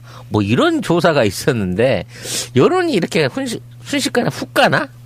이것도 개사기 아니야? 애초부터 가능성 없는 거였는데 그냥 애새끼 하나 띄워놨다가 곧 될 것처럼 다 밀어놓고 난 같은 지역구잖아요. 얘 유세를 하는데 야, 나 세상에 국회의원 후보 아버지 어머니 나와가지고 같이 하는 게 처음 봤네. 너 너무 어리거든. 그게 너무 어리니까 이게 바뀐 거야. 딴 데는 아들이 아빠 유사를 도와주는데 여긴 부모님이 아들 유세 도와주고 계시더라고. 뭐 그건 뭐 나쁜 거 같지 않은데 이준석은 김무성에게 손해배상 청구하거나 해야죠. 그렇지. 안철수를 뽑아달라고 했으니 해당 행위를 했잖아. 맞아. 그러면 이준석이가 당에 가가지고 김무성을 출당하라 이렇게 해야 됩니다. 징계 요구해야 됩니다. 그렇지. 진짜 실제로 징계 요구해야 돼요. 당대표도 아닌데 말이에요. 근데 정말 그렇게 말을 하면 안 되는 건데 아무리 마음속에는 그런 마음이 있다고 하더라도 그 말을 입 밖에 내면 안 되는 거 아니에요? 웃겨드리려고 그랬대. 웃겨드리려고. 미친 거 아니야? 웃겼잖아. 그래서. 갔잖아. 자, 다음 지역으로 가겠습니다. 김종훈인데요. 드디어 이 사람 떨어뜨렸네. 아이고 속이 다 시원하네. 그러니까 이거는 자기들 까내는 여기가 완전히 편한 곳 있잖아요. 정말 선거하기 편한 곳. 김종훈 FTA에 이 인간을 전현희 변호사를 인터뷰 직전까지 갔었어요. 선거 전에. 선거 일정 때문에 한번 그게 서로 안 맞아가지고 인터뷰를 못하게 됐는데 당시 분위기에서도 제가 그런 얘기를 방송으로 여러 번 했거든요. 전현희 변호사가 이변을 일으킬 가능성이 있는 게 강남은 분구가 됐어요. 네. 강남 갑을 병으로 분구가 되면서 병 부촌이 떨어져 나갔어. 그러면서 전현희 변호사의 당선 가능성이 높아졌었는데 여론조사는 한 10% 정도로 계속 김종훈이 앞서는 걸로 나왔었거든요. 근데 무려 강남 을에서 전현희 변호사가 당선되는 쾌거를 이룩하게 되죠. 표차도 엄청납니다.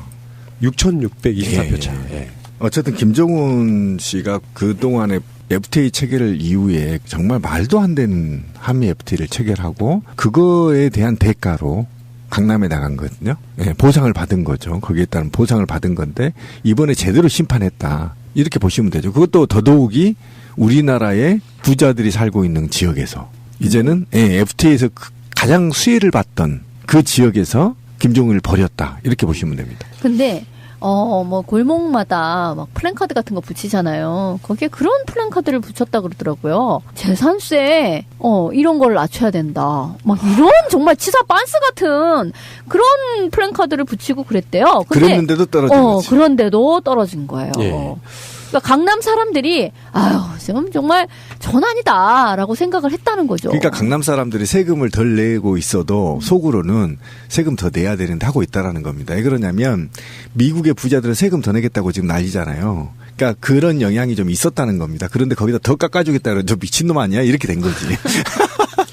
자, 다음은 안대희는 뭐 저희 사적 감정 그렇게 많이 있는 후보는 아닌데 새누리당 내에서 국무총리까지 올라가려고 했던 그런 인물이 거물급으로 이렇게 공천이 됐는데요. 그 지역의 터줏대감이라고 하는 노웅래 현 의원에게 표 차이가요. 51.9대 33.2예요. 그러니까 새누리당이 얼마나 수도권에서 인심을 잃었는지가 바로 나오는 것이고요. 그 지역에서 국민의당이 9.1% 득표를 했습니다. 그러니까 그 마포 갑이라고 하는 지역구는 여의도를 바로 마주보고 있는 지역구잖아요. 그렇죠. 그런 지역에서 33%밖에 안 나왔다고 민심을 얼마나 잃었는지. 안대희는 사실 인물론 면에서도 굉장히 그게 있는 후보예요. 나름 그러니까, 스펙이 탄탄한 사람이잖아요. 그러니까 뭐 사실 새누리당 쪽에서 나온 국무총리나 이런 후보들 중에서 정관회의 조금 받은 거 이런 정도는 그냥 무시로 넘어갈 수 있는 정도의 상당히 깨끗한 인물 중에 하나였다고 우리가 전에 그 이완구나 황교안이나 이렇게 비교를 해보면은 괜찮은 인물이라고 봤을 정도의 인물인데 여기서 33%밖에 3분의 1 정도밖에 지지하지 않은 그런 상징성 있는 인물처럼 보이고요. 그 다음에 황우여입니다. 인천 서구 을. 황우여의 낙선 이것도 충격적인데요. 이유를 굳이 찾자면 국정교과서 관련한 역풍이 아닌가 싶은 생각밖에 안 들어요. 이런 측면이 있었어요. 여기가 황우여가 원래 이 지역이 아니었거든요. 아니었는데 국정교과서 국면에서 황우여가 살짝 배신을 때려요. 내 책임이 아니고 청와대 쪽이라는 거를 언론에 흘리면서 자기가 벗어나려고 했단 말이에요. 그래서 원래 애초에 황우여를 공천을 배제시켰던 인물입니다. 그러다가 그러면 네가 꼭 나가고 싶으면 지금 임자가 없는 지역으로 가.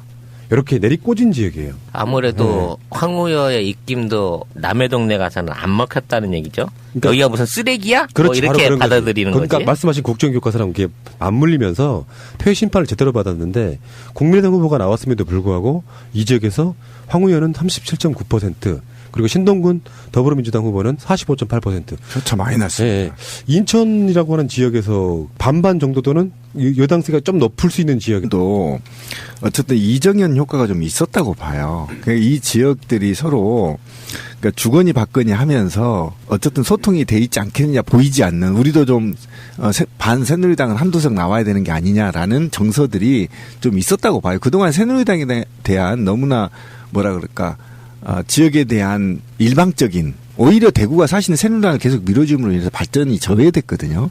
그러니까 그런 측면을 이제 깨닫기 시작했다. 그래서 무소속과 야권도 이제 당선되는 지역이 됐다. 네. 이 김문수는 막판까지 추잡한 짓을 다 했어요. 김부겸 그 상대 후보한테 본인 명의 재산을 누락시켰다 그래갖고 막 소문을 낸 거예요. 알고 봤더니 할아버지 산소. 공시지가 5만 원, 6만 원 되는 산소를 재산에서 누락시켰다 해갖고 그 내용은 안 밝히고 재산을 누락시켰다. 김부겸 이러고 그 비방 언론을 펼쳤고 선거 당일날도 유세 차량으로 유권자들을 투표소에 실어서 옮겨라. 뭐 이런 식의 지시를 실제로 한 예가 있어서 마지막 지는 순간까지 온갖 추잡을 다 떨다가 결국은 팽당하는. 덧자리 깔아놓고 절도 하고 그리고 뭐 몇 배 그 절하는 거 있잖아요. 이것도 했었고요. 그리고 당일날 본고차로 옮겨서 또 고발도 되죠 지금. 그러니까. 네. 근데 이 대구 수성구라는 곳이 서울로 치면 강남 같은 곳이래요. 그렇죠. 네. 그리고 그러니까 나름 대구에서 상당히 잘 사는 사람들이 이제 사는 곳이잖아요.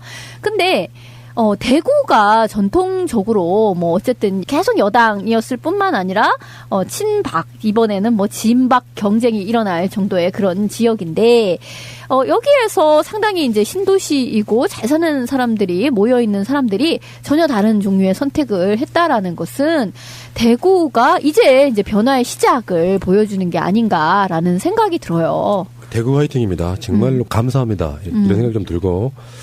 자, 다음 네 번째 인물입니다. 김을동. 야, 3등의 할머니. 이 진짜 자기 컨텐츠 없이 친일파에 부역하면서 자기 조상을 팔아댔던, 도저히 그 어떤 컨텐츠나 정체성을 알 수 없었던 인물. 네, 아들 사진을 걸어놓고 선거운동을 했고 탤런트임에도 불구하고 TV 토론은 못 나가는. 송일국 씨가 선거에서 엄청나게 도왔다라 그래요. 근데 그것도 무려 송파. 물론 이제 송파 쪽은 예전에 그 김성순 구청장에서 야상세가 꽤 있는 것이긴 하지만 그래도 지금까지 새누리당의 텃밭으로 인식이 되던 곳에서 남인순 후보한테 떨어졌습니다. 남인순 후보 쪽에서 제가 감사함을 표시했던 게 경선할 때 새가 날아든다의 방송의 덕을 엄청나게 봤다고. 그러니까 방송 이후에 굉장히 많은 사람들이 지인 연결해주고 이러면서 굉장히 감사하게 조만간 한번 당선자 인사를 인터뷰를 하러 오신다라고 그래요. 저희가 또 집중감시 지역이죠, 이것이. 그렇죠. 예. 김을동 씨가 그래서 다시는 이제 거수경례를 한 꼴을 보지 않게 돼도 되는. 정말 꼴 보기 싫은데. 거수경례보다 이렇게 접어갖고 자고 있는 거. 저도 자고 있는 것이 기억이 많이 나요. 그런데 이 표 분석을 해보면요, 김을동은 어쨌든 선친을 계속 팔고 연예인 아들을 팔았지만 야권의 표가요 60.3%가 넘습니다. 그러니까 완전히 등을 돌려버린 거예요. 송파. 저는 이게 남인순 대 김을동의 대결이라는 점에서 이거는 한편으로는 어떤 여성주의의 어떤 승리라는 맞습니다. 생각도 우리 들어요. 인터뷰 때도 그 이야기를 했었어요. 그런 접점이 있더라고. 아니 이 김을동 씨가 한다는 소리가 뭐 여자가 뭐 똑똑하면은 뭐 사랑을 못 받내는 둥 뭐 대도 안 난 소리를 했잖아요. 아주 끔찍해 죽겠어. 이거를 어떤 고루한 시어머니한테 들어도 정말 뒷목 잡고 쓰러질 판국에 국회의원이라는 자가 그것도 자기 조상 팔아가지고 여성 국회의원으로서 이렇게 오랫동안 헤쳐먹으신 분이 그따위 소리를 한다는 게 정말 너무 막 환멸스러웠단 말이죠. 근데 남인순 그 후보 이제 의원입니다만 하여튼 그 의원님께서는 거의 그러니까 페미니스트 그러니까 국내의 여성주의자로서 굉장히 또 입지가 있으신 분이세요. 그런 의미에서 정말 페미니스트 그 의원을 우리가 또 한 명을 또 확보하였다는 점에서 여성계 입장에서 정말 너무 축하할 일입니다. 예. 그 다음 5번째 인물입니다. 이재호. 정말 상징적이다. 이 사람은 새누리당 공천을 받지 않아도 무소속으로 당선된다고 여론조사 기관이 엄청 띄웠던 것인데요. 된다고 봤어 저도 뭐 될 줄 알았어. 거기다가 새누리당 후보도 안 나왔지 않습니까? 그러면 근데 득표율을 보니까 비참하게 진 상황인 거예요. 30%도 안 돼. 그러니까 새누리당 후보도 안 나와서 이재호가 새누리당인지 누구나 뻔히 다 아는데 거기서 그냥 그렇게 비참하게 질 줄은 몰랐거든요. 지금까지 보면은 오세훈, 김문수, 이재호 이런 사람들은 사실상의 친이계라고 볼 수 있잖아요. 친박이 뭐 오세훈을 밀려고 했다 그러지만 친이계는 완벽하게 이번 선거에 사라진 거죠. 이재호까지 사라지는 거 보면은. 그리고 이제 진박이 국회에 한 50석 들어간 그런 게 보는 게 맞는 것 같아요. 저는 이재호는 김을동보다 득표율이 낮아요. 어떻게 이렇게 캐망하게 된 거예요, 진짜? 민심을 완전히 잃었다라고 보는 것이 맞을 것 같고 이지호 자체가 지역구 관리 잘했다는 이야기도 사실이 아닌 것 같다는 생각이 드네요. 그만큼 거만해진 거지. 이재호 하면은 트레이드 마크가 그 90도 인사 이런 게 있는데 하고 자전거로 막 네. 구석구석 다니면서 뭐 골목에 어떤 사람들 손을 잡고 뭐 이랬다고 하잖아요. 그러니까 이재호를 지지했던 새누리당의 그 지지자들만의 잔치였던 거죠. 다수 사람들은 이재호든 박근혜든 똑같은 한 몸체로 보고 그냥 심판했다라고 저는 봅니다. 저는 반대로 지금 이 떨어진 사람들을 보면 과거에 좀 조작이 있었던 의혹들이 있는 사람들이 있어요. 전 개인적으로 이렇게까지 표가 이재호가 안 나왔나 싶으면 저는 정말 참 왜 그러냐면 이 지역은 박근혜 심판이라고 얘기하기도 어렵거든요. MB맨이기 때문에. 그러니까 이런 측면에서 봤을 때 이 표가 제 머리로는 분석이 안 돼요. 지금 보면 29.5%를 얻었거든요. 김을동의 10% 정도 뒤져요. 더군다나 단일화돼 있는데 네. 여권 단일화돼 있는 완벽하게 혼자 나갔거든요. 이렇게까지. 그 다음에 야권은 완전히 다당으로 나가 있는 지역이었거든요. 사실 여기 강병원 이번 당선자가 사실 정치 신인이나 완전 다름없고 신인이죠. 또 노무현 대통령의 그 수행비서 출신이란 말이에요. 그렇기 때문에 원래는 이제 거기 임종석이라고 그 서울시 부시장 하던 임종석이 될 줄 알았는데 임종석이 안 되고 강병원이 될 때까지만 해도 이재호하고 붙어서 이게 될 수 있는 싸움인가라고 사실상 관심을 크게 안 가졌었는데 이 승리의 원동력이 뭐가 있었는지 나중에라도 한번 살며시 물어보고 싶네. 어찌 됐거나 이재호란 이름은 지난 그 박근혜 정권 하에서 너무 언론을 못 타가지고 사람들이 잊어버린 것 같아. 이재호가 누군지 뭐 하는 사람인지. 그렇지 않고서야 이런 자기 이름값도 못하는 이런 득표율로 이렇게 떨어질 거라고는 상상을 할 수 없는 일이잖아. 근데 전 그런 생각도 들더라고. 김문수 떨어지고 이재호 떨어진 거 보면 어떤 일관성이 있는 게 아닌가라는 생각도 드는 거예요. 이 사람들이 대표적인 과거 운동권이었으나 변절을 한 사람이잖아요. 거기에 대해 사람들이 매섭게 그걸 20년 지나서 처벌을 한다고? 그러니까 이 사람들의 이제 생각이 바뀐 거지. 이런 식의 배신, 박근혜 대통령이 말씀하셨잖아. 배신의 정치는 안 된다고. 그 말을 정말 귀에 쏙쏙 박히게 유권자들이 들어서 새긴 게 아닐까. 정말 배신의 정치는 안 된다. 우리는 배신을 심판해야 한다. 한켠에서는 여전히 운동권 정당이 어쩌고 저쩌고 막 이런 얘기를 합니다만, 그래 맞아, 운동권. 그 중에서도 제일로 나쁜 것은 배신한 운동권이 제일로 나빠. 라고 해서 김문수도 떨어뜨리고 이재호도 떨어뜨리게 된 게 아닐까라는 생각도 들어요. 자, 그 다음으로 가볼게요. 이 인물 저 얘기 안 할 수가 없네요. 선수조는 사실 정치 중요한 인물은 아닌데 뭐랄까 그 어떤 그 밉상? 박근혜가 꽂아놓은 것 같은 그냥 허수아비 이런 느낌 속에 사실은 진짜 아까운 사람은 손수조 이야기가 아니라 사실은 배재정이에요. 그렇죠. 그 지금 장제원이라고 하는 무소속이 그쪽 지역 분들은 이렇게 생각했던 것 같아요. 이게 지금 문재인 의원의 지역구잖아요. 근데 거기에 이런 정서가 있는 것 같아요. 정치할 만한 사람이 오는 게 맞다라고 그래서 문재인 뽑아주지만 선수들은 죽어도 못 걷겠다. 그러니까 박근혜 뜻에는 엄청 반하고 공천을 받지 못했던 자기들 나름대로 선수조에는 그냥 지난 총선 때 어떤 일회용 후보라고 느꼈었는데 또 그 사람을 내리꽂으니까 지역 민심들이 승질이 난 거야. 승질이 났지. 장제원 찍어주자 해서 지금 공천받지 못했던 장제원이 무소속으로 나와가지고 37.5인데 여기도 여론조사의 어떤 폐해 같은 거거든요. 배재정 같은 경우는 기존 여론조사에서 훨씬 더 떨어지는 득표율이 나오는 것처럼 나왔지만 사실상 35.9%로 굉장히 아깝게 지금 1몇 % 차이로 떨어진 거거든요.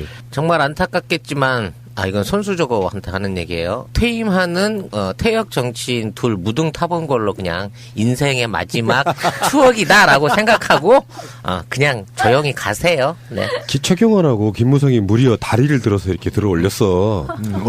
어디도 만졌죠. 그러니까 예, 그 진짜 애매한 곳을 또 만지는 바람에 또 논란이 되기도 하고 그랬습니다. 뭐 그러니까 저는 보다 아무 생각 없이 그냥 그렇게 들고 있었던 거죠. 예. 그러니까 손수조와 이준석이가 박근혜 퀴즈잖아요. 그런데 이 아이들이 둘 다 떨어졌단 말이에요. 이걸 어떻게 봐야 되는 건가? 저는 이거 자체도 박근혜에 대한 심판이었다. 만약에 박근혜가 정치를 잘했다라면 저는 이들을 당선시켰을 거라고 보거든요. 그리고 새누리당이 이준석 같은 경우는 지원을 끊었다는 소문도 있었거든요.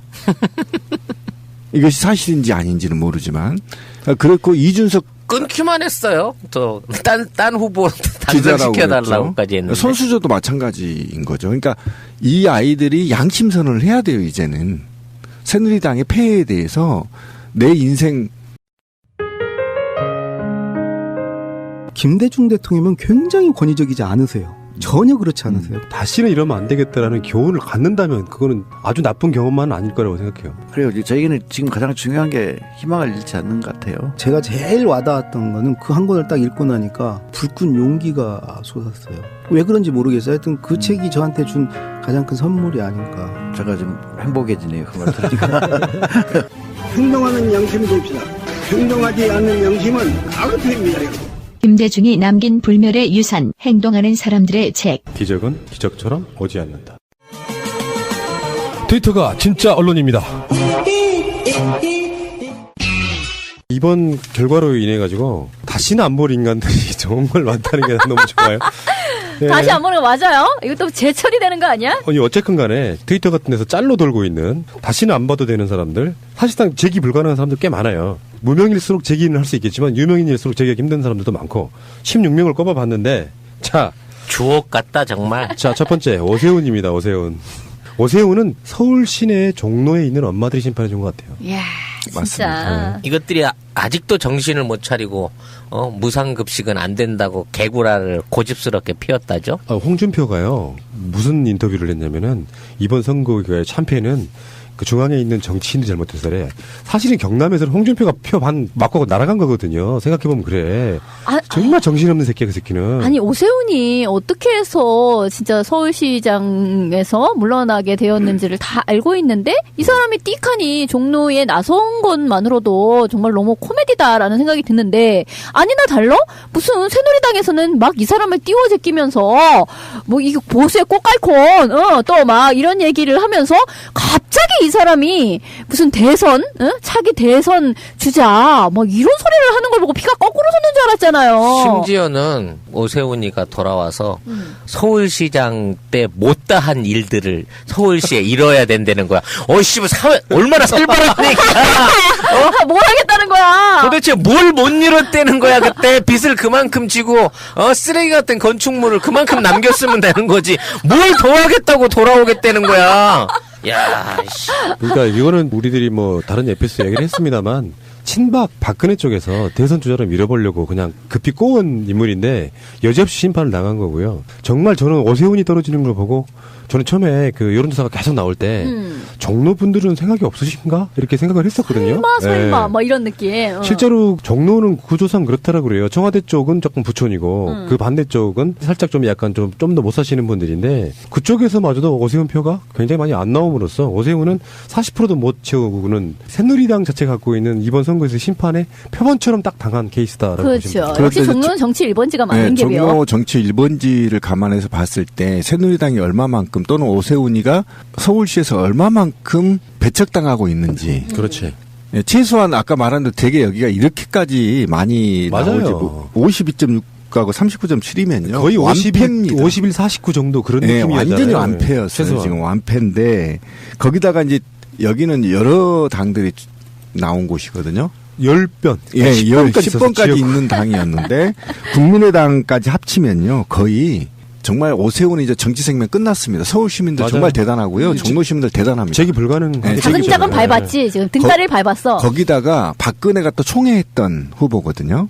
그런 측면이고 또 청와대를 포함한 지역이라고 본다면 완벽하게 박근혜와 오세훈은 이제 정치 생명 끝났다 이렇게 보시면 돼요. 자, 갈 길이 멀어요. 지금 오세훈만 갖고 이렇게 얘기할 때가 아니야. 두 번째 인물입니다. 피닉제. 불사조도 죽는구나. 불사조도 늙으면 죽어. 이 사람 나름 또 아깝게 좀 떨어졌더라고. 나름 그 표 차이는 그렇게 많이 안 났어요. 그분 이인재랑 붙었던 분이 노무현 대통령 때 청와대에 계셨던 분이고요.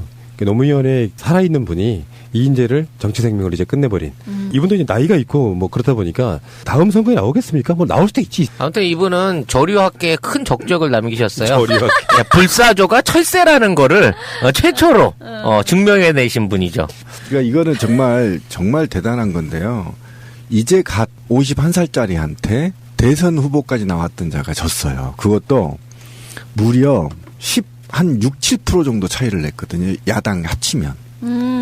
네, 그 정도 차이니까 이인재도 이제 정치 생명 끝났다. 근데 국민들이 무서운 게 정말 무섭다고 생각하는 게 뭐냐면 이인재가 이번 새누리당 정부에서 했던 짓이 기억나시죠? 완전 쓰레기 짓을 했잖아요. 이리 붙고 저리 붙고 말도 이리 붙었다 저리 붙었다. 정말 대단한 거예요. 국민 수진들이. 이인재야 뭐 사실상 정치적 비중이 사실 없었고요.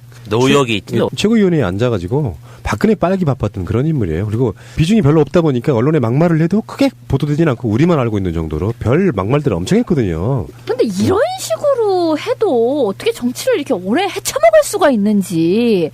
솔직히 이 사람이 공적이 뭐예요 도대체. 이 사람의 정책은 도대체 무엇이고. 그러니까 지역의 맹주로서 나는 대선 주자급이야 이런 식의 어떤 이름값만으로 지금까지 버텨왔던 인물 같은데 이제 이인재라고 하는 사람의 어떤 화려한 변신의 시대는 끝났고요. 다음 선거까지 나이를 계산해 보면은 사실상 이제 이인재도 정계 은퇴가 맞다고 보고. 친환경 축산물의 분뇨로 양질의 퇴비를 만들고 그 퇴비를 가지고 유기농 농작물을 재배하고 무농약 유기농으로 재배된 농작물을 다시 돼지 소들이 먹고 자라게 됩니다. 자연의 순리를 거스르지 않는 친환경 유기농법, 이것이 바로 경축 순환농법입니다. 이 중 한 기업이 산청자연식품이라는 회사입니다. 한우곰탕부터 지리산 흑돼지 생햄도 팥가게에서 판매를 하고 있는데 지난달 해당 업체에 방문해보니 현재 쌀이 판매가 너무 저조해서 몇백 킬로의 양이 쌓여 있어서 새로운 아이디어를 내봤습니다. 유기농 무항생제 곰탕을 주문하시면 유기농 소포장 쌀 1kg을 덤으로 드리려고 합니다. 농가도 덥고 품질 좋은 제품도 구매하는 좋은 기회가 될 것입니다. 팥가게.com podgag.com 알파고 나와라. 네, 알파고입니다. 내가 돈이 좀 있는데 어디에 투자하면 좋을까? 그렇다면 ETF에 투자하는 메이크머니를 알아보세요. ETF가 뭐고 메이크머니가 뭔데? 그것도 모르세요? 거래소에 상장된 펀드를 ETF라고 해요. 메이크머니는 ETF 자동 거래 시스템이고요. 그렇다면 메이크머니에서 운영하는 ETF는 어떤 장점이 있는데? 주세가 하락일 때는 매수하지 않고 상승일 때만 분할 매수를 하여 안정적으로 분할 투자를 해주는 특장점을 갖고 있습니다. 안정적인 수익을 내고 싶으나 투자할 곳이 마땅치 않은 고액 자산가 주식을 잘 모르는 초보 투자자들에게 추천합니다. 미래창조과학부 산하창조경제타운 소프트웨어 R&D 부문에 선정되어 개발된 ETF 자동 매매 시스템입니다. 홈페이지는 easyetf.co.kr, 전화번호는 070-8882-1110, 네이버에서 메이크머니를 검색하세요. 이렇게 기쁠 수가 없습니다. 컴퓨터 작업하다 파일을 날려먹었네. 아, 큰일 났다. 어떡하냐? 무슨 걱정이에요. 원스톱컴 119가 있잖아요. 컴퓨터 싸게 살 수 있는 곳 혹시 아나? 무슨 걱정이에요. 원스톱컴 119가 있잖아요. 오, 그런 곳이 있어? 전화번호 좀 알려줘. 1600-7887. 홈페이지는 www.onestop119.com. 신비형 연기 잘하는데 발연기를 벗어났는데 취업하시구나. 아, 칭찬받으니까 좋네. 컴퓨터의 모든 것 원스톱컴 119. 안녕하세요. 순대곱창 버섯 전골 전문점 순고민의 대표 안영근입니다. 순고민이란 브랜드는 고급 수제 순대와 한우 곱창을 융합하여 첫머리자를 따서 지어낸 브랜드입니다. 참 정감 있으시죠? 현재 순고민에는 전국 53개점이 오픈하여 투자 대비 점주님들의 만족도가 매우 높은 브랜드라 자부합니다. 전국에 많은 프랜차이즈 업체가 있지만 순고민의 프랜차이즈는 가맹 점주님과 상생한다는 기업 이념으로 판매가 대비 높은 마진을 보장하여 드리므로 어느 프랜차이즈 업체보다 높은 마진율을 보장하여 드린다고 자랑하고 싶습니다. 술안주로 식사 대용으로 많은 고객님들이 순대 맛이 일품이며 술안주로서 딱이다며 입에 칭찬이 마르질 않습니다. 최고는 아니지만 최선을 다하여 가맹점주님과 소비자 여러분과 함께하는 순고빈의 프랜차이즈가 되겠습니다. 순고빈을 검색해보시고 창업 문의는 051-555-6611. 정말 맛있습니다. 진짜 궁금해요. 먹어봐야 알아. 자, 세 번째 인물입니다. 김문수. 나 김문수인데. 나 도지사인데. 이 사람은 자기 당의 최고의 지역구인 곳에 가서 이현구의 대타로 이현구가 정계 은퇴 이제 출마하지 않겠다라고 했던 그 지역에 가서 무려 민주당 후보에게 30여 년 만에 중선거구제에서 소선구제로 바뀌면서 이렇게 민주화가 되면서 바뀌었잖아요. 처음으로 대구의 자리를 내준 그 장본인이 됐습니다. 이 정도 되면은 김문수도 정계 은퇴를 사실상 해야 된다고 보죠. 더 이상 직이 불가능하죠. 무려 지지율이 2배였어요. 2배. 네, 더블 스코어. 이거 뭐 싸움도 안 됐어. 애초에. 뭐 이렇게 손쉬운 승리를 거둘 수 있었던 데 대해서 이건 뭐 감사해야지 김문수한테. 김문수는 정말 여성의 마음을 잘 알아야 돼요. 춘향이 때문에 떨어진 겁니다. 춘향이가 분노하면 춘향이 춘향이 왜 자꾸 춘향이를 건드려서 그런 모양을 만들어? 그러니까 대구 민심도 이랬던 것 같아요. 김부겸에 대한 동정론도 있고 진짜 열심히 하는데 저 인물이 당을 좀 바꿔야 되는데 이런 식으로 이 사람 애초에 대구로 내려간다고 할 때 사람들이 다 비판했었거든요. 그렇죠. 험지로 안 가고 왜 그 완전히 홈그라운드로 가느냐. 그러니까 거저먹으려고 했던 것들이 바로 표로 심판된 거죠. 저는 그 부분. 그리고 이인재 떨어졌고요. 김울동 떨어졌고 김태우는 이제 대선 바라보면서 불출마했죠. 그러니까 최고위원회에 앉아있던 사람 중에는 김무성과 서청호만 당선이 된 거거든요. 자, 이렇게 됐고요. 그 다음 후보 하나 더, 김진태. 정말 어떻게 김진태 같은, 정말 아깝더라고요. 얘만 떨어뜨렸으면 정말 완전히 올킬인데, 이씨. 김진태는 이길 수도 있는 분위기가 분명히 있었거든요.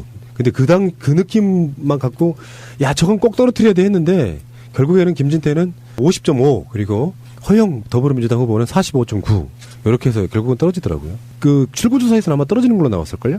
하여튼 뭐 강원 민심이 어느 정도는 아직까지 보수화된 쪽에서 이쪽으로 많이 못 건너온 것 같다는 생각이 들어요. 유일하게 선거 어떤 혁명이 없었다고 봐야 되는 지역이 강원이 아닌가 싶은 생각이 들더라고요, 이번에. 그러니까 수도권의 분위기와는 다르게 그 지역에서는 아직도 새누리당을 찍는 일종의 부품 같은 게 통했을 수도 있다고 생각하지 않습니까? 나름 그 지역에서는. 이 사람 정말 아깝다는 사람들 한 명씩만 꼽아보세요. 떨어진 사람 아깝다는 사람. 제가 먼저 꼽을게요. 원수미. 원수미 아깝죠. 정말 아까워요. 정말 표차도 얼마 안 나요. 만약에 단일화가 됐더라면 압승했던 지역이거든요. 이 지역도 참 안타깝습니다. 단일화가 안 돼서 실패한 지역. 그러니까 퍼센테이지가 신상지는 43.4 새누리당, 은수미 38.9고요. 국민의당 17.7. 그러니까 국민의당이 있음으로써 떨어진 지역 대표적인 지역 중에 하나가 그렇죠. 은수미. 네, 은수미 지역이죠. 저는 이제 직접적인 후보가 못 돼서 안타까웠지만 이정현하고 김광진이 한번 붙어봤으면 어땠을까 하는 아쉬움이 지금도 남아요.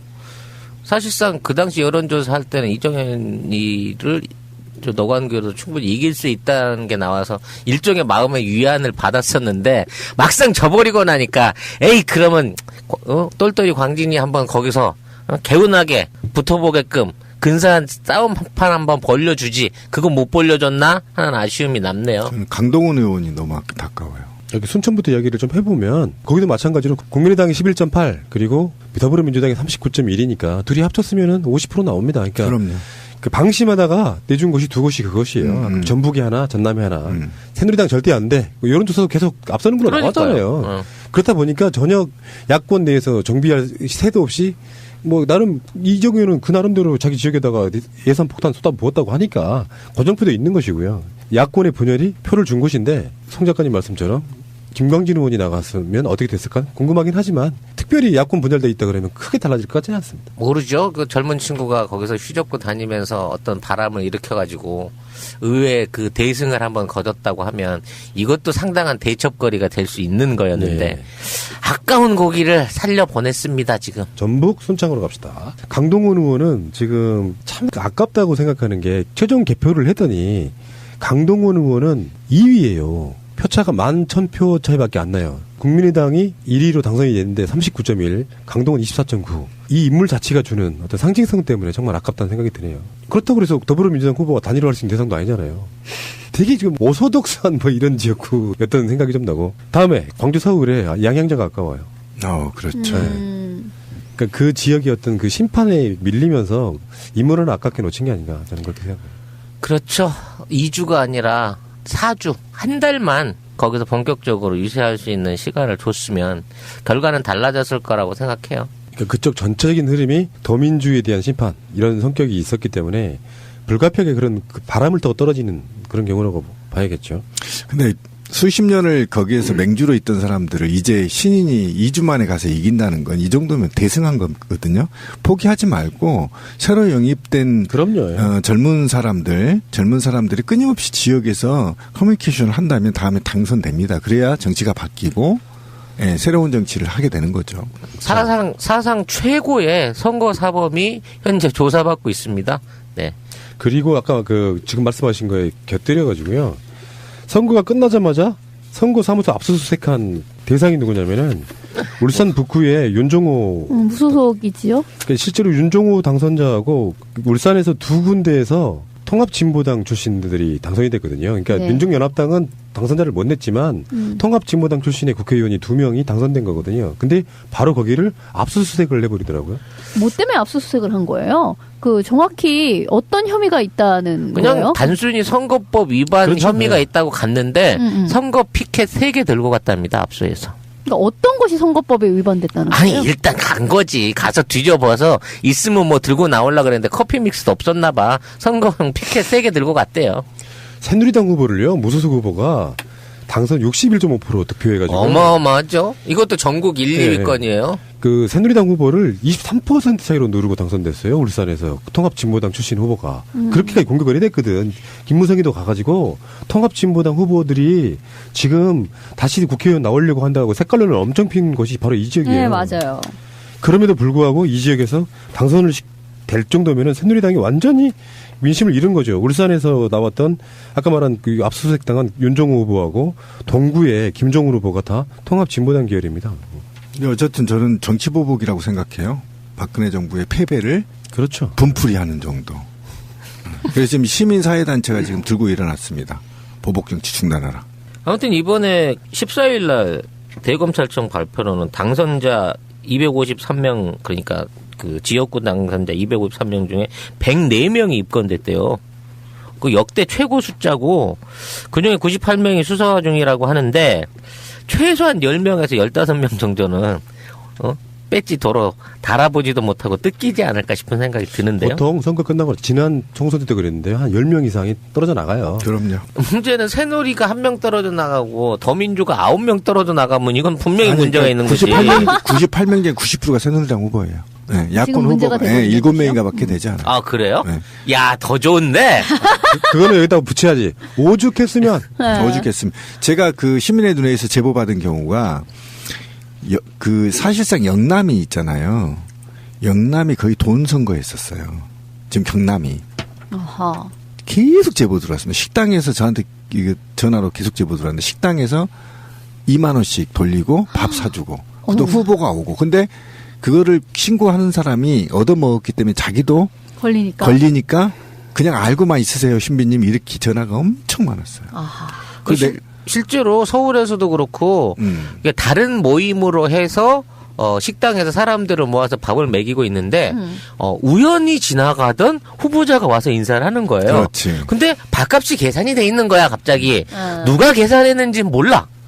실제로 이런 경우가 엄청 많았어요. 엄청나게 많았다고 그래요. 저희 아버지가 살아계셨을 적에 우리 아버지도 뭐 한나라당 당시 한나라당 선거 운동까지는 아니고 그런 식의 것을 좀 하셨어요. 동네에서 아버지가 뭔가 사람들을 모아가지고 이렇게 향응을 하는 걸로 어떤 건수를 만들어 우리 딸 뭐를 축하한다 뭐 이런 식으로 뭐 건수를 만들어서 사람들 한 20명 정도 모으는 거죠. 뭐 경북 친목회 사람들 뭐 이런 사람들을 모아가지고 밥을 먹이고 있을 때 어느 이제 후보가 와가지고 인사를 하는 거예요. 뭐 그런 식은 되게 많아요. 옛날부터. 그치, 그거 아직도 구태인데. 그러니까 저희 걸리면 뒤지는 건데. 아직도 지방 같은 데 통한다는 거예요, 그게. 그리고 우리 방송에서 몇 주 전에 그 얘기했죠. 니는 왜 돈 안 주노? 이렇게 얘기했다는 말이 우리 방송에 한번 나간 적이 있어요. 근데 그게 현실이었어요. 그러니까 진보 정당들은 돈을 안 주니까 다 준 줄 알고 할머니가 왜 니는 2만 원 안 주노? 이렇게 된 거지. 우리 방송에 한번 나간 적이 있어요. 일종의 자기도 모르게 셀프 그냥 나온 거야. 네 밑장 빼나? 배달 사고인가? 뭐 이런 식의. 이제 살짝만 좀 다른 이야기를 좀 해보면은 아까 제가 말씀드렸던 것처럼 새누리당이 그렇게까지 내치면서 사람 양심이라는 게 있잖아요. 니들 그렇게 나가서 무소속 출마하면 안 받아줄 거야? 하고 딱 하루 만에 선거 결과 나오니까 받아주겠다라고 이게 바꾸는 거. 저는 상식적으로 그렇잖아요. 박근혜가 유승민을 그렇게 내쳤으면은 최소한 유승민도 마찬가지야. 당장 그쪽에 들어오라고 해도 자기가 몸값을 튕기면 튕길수록 몸값이 올라가잖아요. 그럴 때까지 버팅겨줘야지. 물론 유승민이 지금 복당하겠다고 당장은 얘기한 건 아닙니다만 선거 공약 중에 하나였으니까 당선되면 다 새누리당 돌아간다. 그러니까 어쨌든 간에 그런 식으로 뭔가 정치인들이라는 게 최소한 그게 멋진 거 아닌가? 내가 졌어도 최소한 니들이 우리 배신하고 나갔다고 지들이 그렇게 말을 했으면 못 받아준다고 최소한 한 달 정도는 버팅기는 정도의 그런 게 없냐고 어떻게. 지조가 없어. 선거 끝나자마자 다시 들어와 받아줄게. 그게 정치야 이게? 근데 정말 제 일당이 되느냐 안 되느냐는 상당히 중요하잖아요. 그러니까 국회의장을 누가 할 것이냐 뭐 이런 등등으로 해서 상임위 구성도 그렇고 굉장히 중요하니까 약간 어디 가서 니들은 배알도 없냐 뭐 이런 막말을 했습니다만 진짜 자기들끼리는 배알도 없고 뭣도 없는 상태로 지금 굉장히 급해요. 국회의장의 중요성은 우리가 정부화로부터 봤잖아요. 그러니까 그렇죠. 국회의장이 누가 하느냐에 따라서 이거는 전국이 완전히 바뀌는 거라서 박근혜 후반기에 원구성을 딱 했는데 국회의장이 서청원이냐 이해찬이냐에 따라서 얼마나 달라지겠냐고. 어머 다른 세상이네. 완전 다른 나라네. 이렇게 되면은 더민주가 만약에 새누리당이 그런 식으로 무소속을 끌어들여서 일당하겠다고 하면은 이게 논란거리가 있다니까요. 그러니까 선거 결과로만 넣고 봤을 때 일당해야 된다는 논리도 있어요. 그렇지. 근데 원 구성 시점에서 일당계가 해야 된다는 논리도 있고. 그럼 정의당이랑 합당해야지 뭐. 그래서 국회의장이 만약에 야당의 이해찬이 되게 되면은 박근혜 정권은 이제 운영 못하는 정도로 가는 거죠. 이제 함부로 국회에다가 감히 하명 내리시고 이상한 그 시행령 때리고. 그래서 7대3 아마 그렇게 당선됐을 거예요. 7대3이죠. 황우야, 통쾌하다. 안녕히 가세요. 굿바이, 황우야. 자, 다음에 황진아, 경기 파주 을인데요. 황진아는 현 사무총장이거든요. 사무총장들의 순환사 이렇게 나오고 있기도 합니다. 그래서 예전에 그 이방호 사무총장 18대 때, 19대 때 사무총장은 권영세였고요. 그때 떨어졌죠. 그리고 황진아는 이번 20대 때 떨어졌다 그래서 사무총장들의 저주 뭐 이렇게까지 하고 있는데, 황진아 이 사람도 보면은 이 사람이 김무성계거든요. 그래서 김무성 대표의 황진아 사무총장 이렇게 같이 일을 했던 사람인데 결국에는 파주 같은, 이 사람도 군인 출신이잖아요.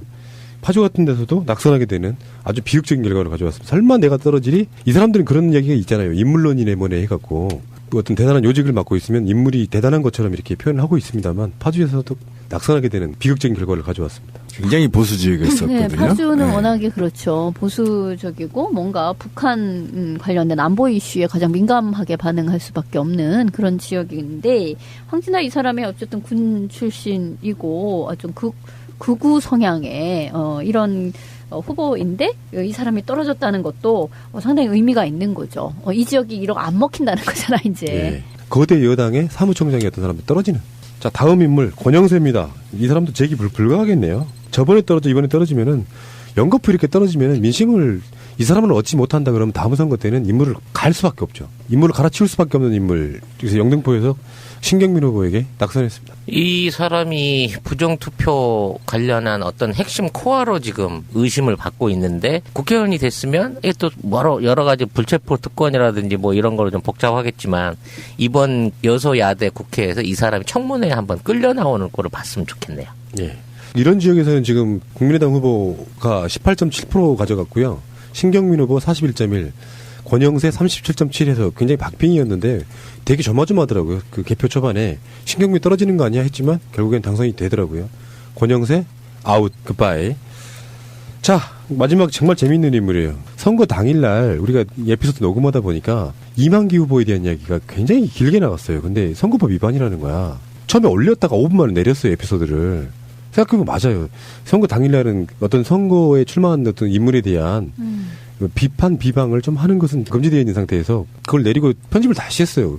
이만기라고 하는 이름이 들어있는 그 이름을 다 삐처리한 거야. 사람들이 들을 게 없는 거예요. 삐삐삐삐가 국민의 여망을 짓밟고 뭐 저 삐삐삐삐삐 뭐뭐뭐뭐 삐삐삐삐 이렇게 나갈 수밖에 없었던 바로 그 인물이 이만기입니다.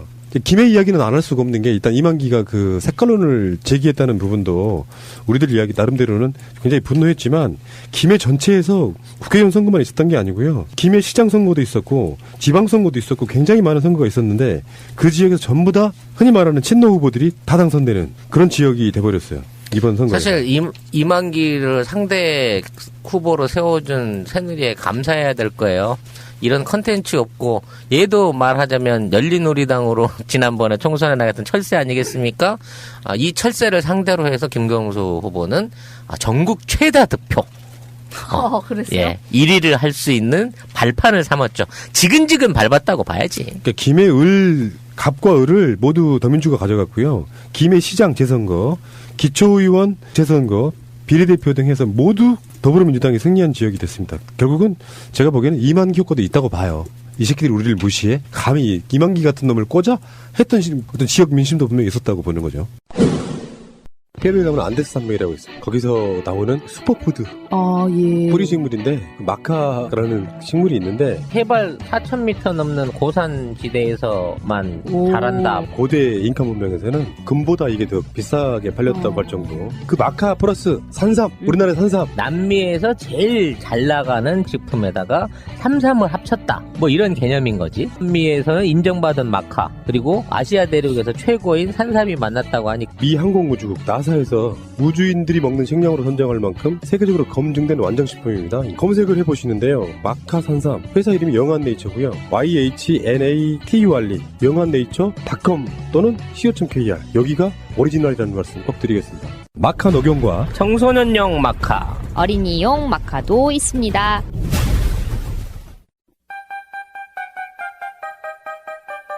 직장에 다니다 회사가 망해서 급여를 못 받으신 분, 법적으로 구제받을 방법이 있습니다. 바로 최단금입니다. 노동법은 그리 허술하지 않습니다.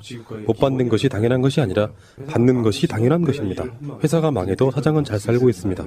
가난한 노동자들을 위한 곽승훈 노무사 010-9922-7766 부끄럽습니다. 처음 뵙습니다. 예, 저도 처음 뵙습니다.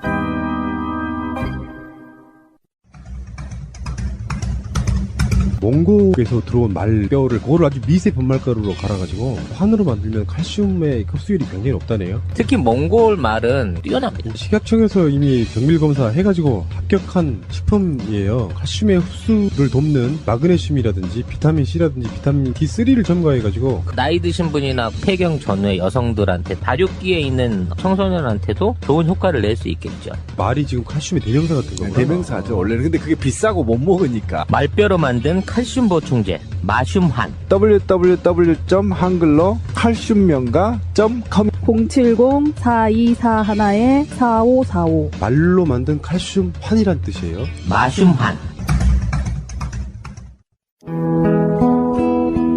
아기 돌잔치, 결혼식 답례품, 단체 기념품 등 이 세상에 없는 것도 맞춤 가능하다는 갤러리 기프트. 새날의 많은 애청자들이 이곳에서 단체 선물을 제작하였고 사장님의 헌신적인 노력 덕분에 감동했다는 피드백을 보내주셨습니다. 연대를 실천하시는 애청자님들과 욕 대신 감사하다는 말을 듣게 해주신 사장님께 감사를 드립니다. www.gallerygift.co.kr 1666-5404 경남 김해시을은 와 어마어마하네요. 이거는 뭐 이만기 34.4, 김경수 62.4. 62%가 지금 최다 득표입니다. 네, 표 차이만 무려 3만 1,000표가 났습니다. 김부겸과 함께 1, 2위를 다툴 수 있는. 이게 경상도에서 이렇게 나왔다는 게 대단한 거야. 달리 할 말이 없는 정도의 어마어마한 표 차이가 나서 마치 호남에서 표를 한 것 같은 딱 그 느낌이에요. 네. 진짜로 지역의 벽이 허물어졌네요. 이번 선거에서는. 그렇게 보면은 그런 인물들이 뛰고 치고. 그렇다면 우리가 지금 좋아하고 있을 때만 아니에요. 앞으로 봐야 되는 인물도 좀 몇 명 거론을 해줘야 되지. 꼭 떨어졌으면 했는데 붙은 사람들 이야기를 잠깐만 해보겠습니다. 첫 번째 인물 나경원. 아 진짜 신물난다. 아 진짜 이씨. 나경원은 국민의당 효과가 분명히 있었고요. 여론조사와 제가 방송에서도 허동준 후보 나왔을 때 이런 주옥 같은 후보가 젖 같은 지명도에 밀려가지고 떨어지면 안 된다고 그렇게 말씀을 드렸었는데 결국은 지명도가 실제적인 지역 정치의 어떤 일꾼을 떨어뜨리고 마는 결과를 냈네요. 여론조사 결과도 왜곡됐고 그래서 그 여론조사 결과 때문에 단일화가 되지 않았고 그리고 딸 부정입학 그 의혹에 대해서는 언론들이 받아주지 않음으로써 나경원을 살렸다라고 보시는데 여론조사보다는 훨씬 떨어진 두 번째 인물은 김석기입니다. 이건 범죄자 살인범이 정말 너무하네요. 뽑히고 말다니. 그래도 이제 그 권영국 후보에서 한 15% 정도는 그 표를 얻으셨다고 해요. 이게 저는 그게 눈물 나더라고. 지금 김석기가 45% 얻었거든요. 2위 더불어민주당이 8.5%예요.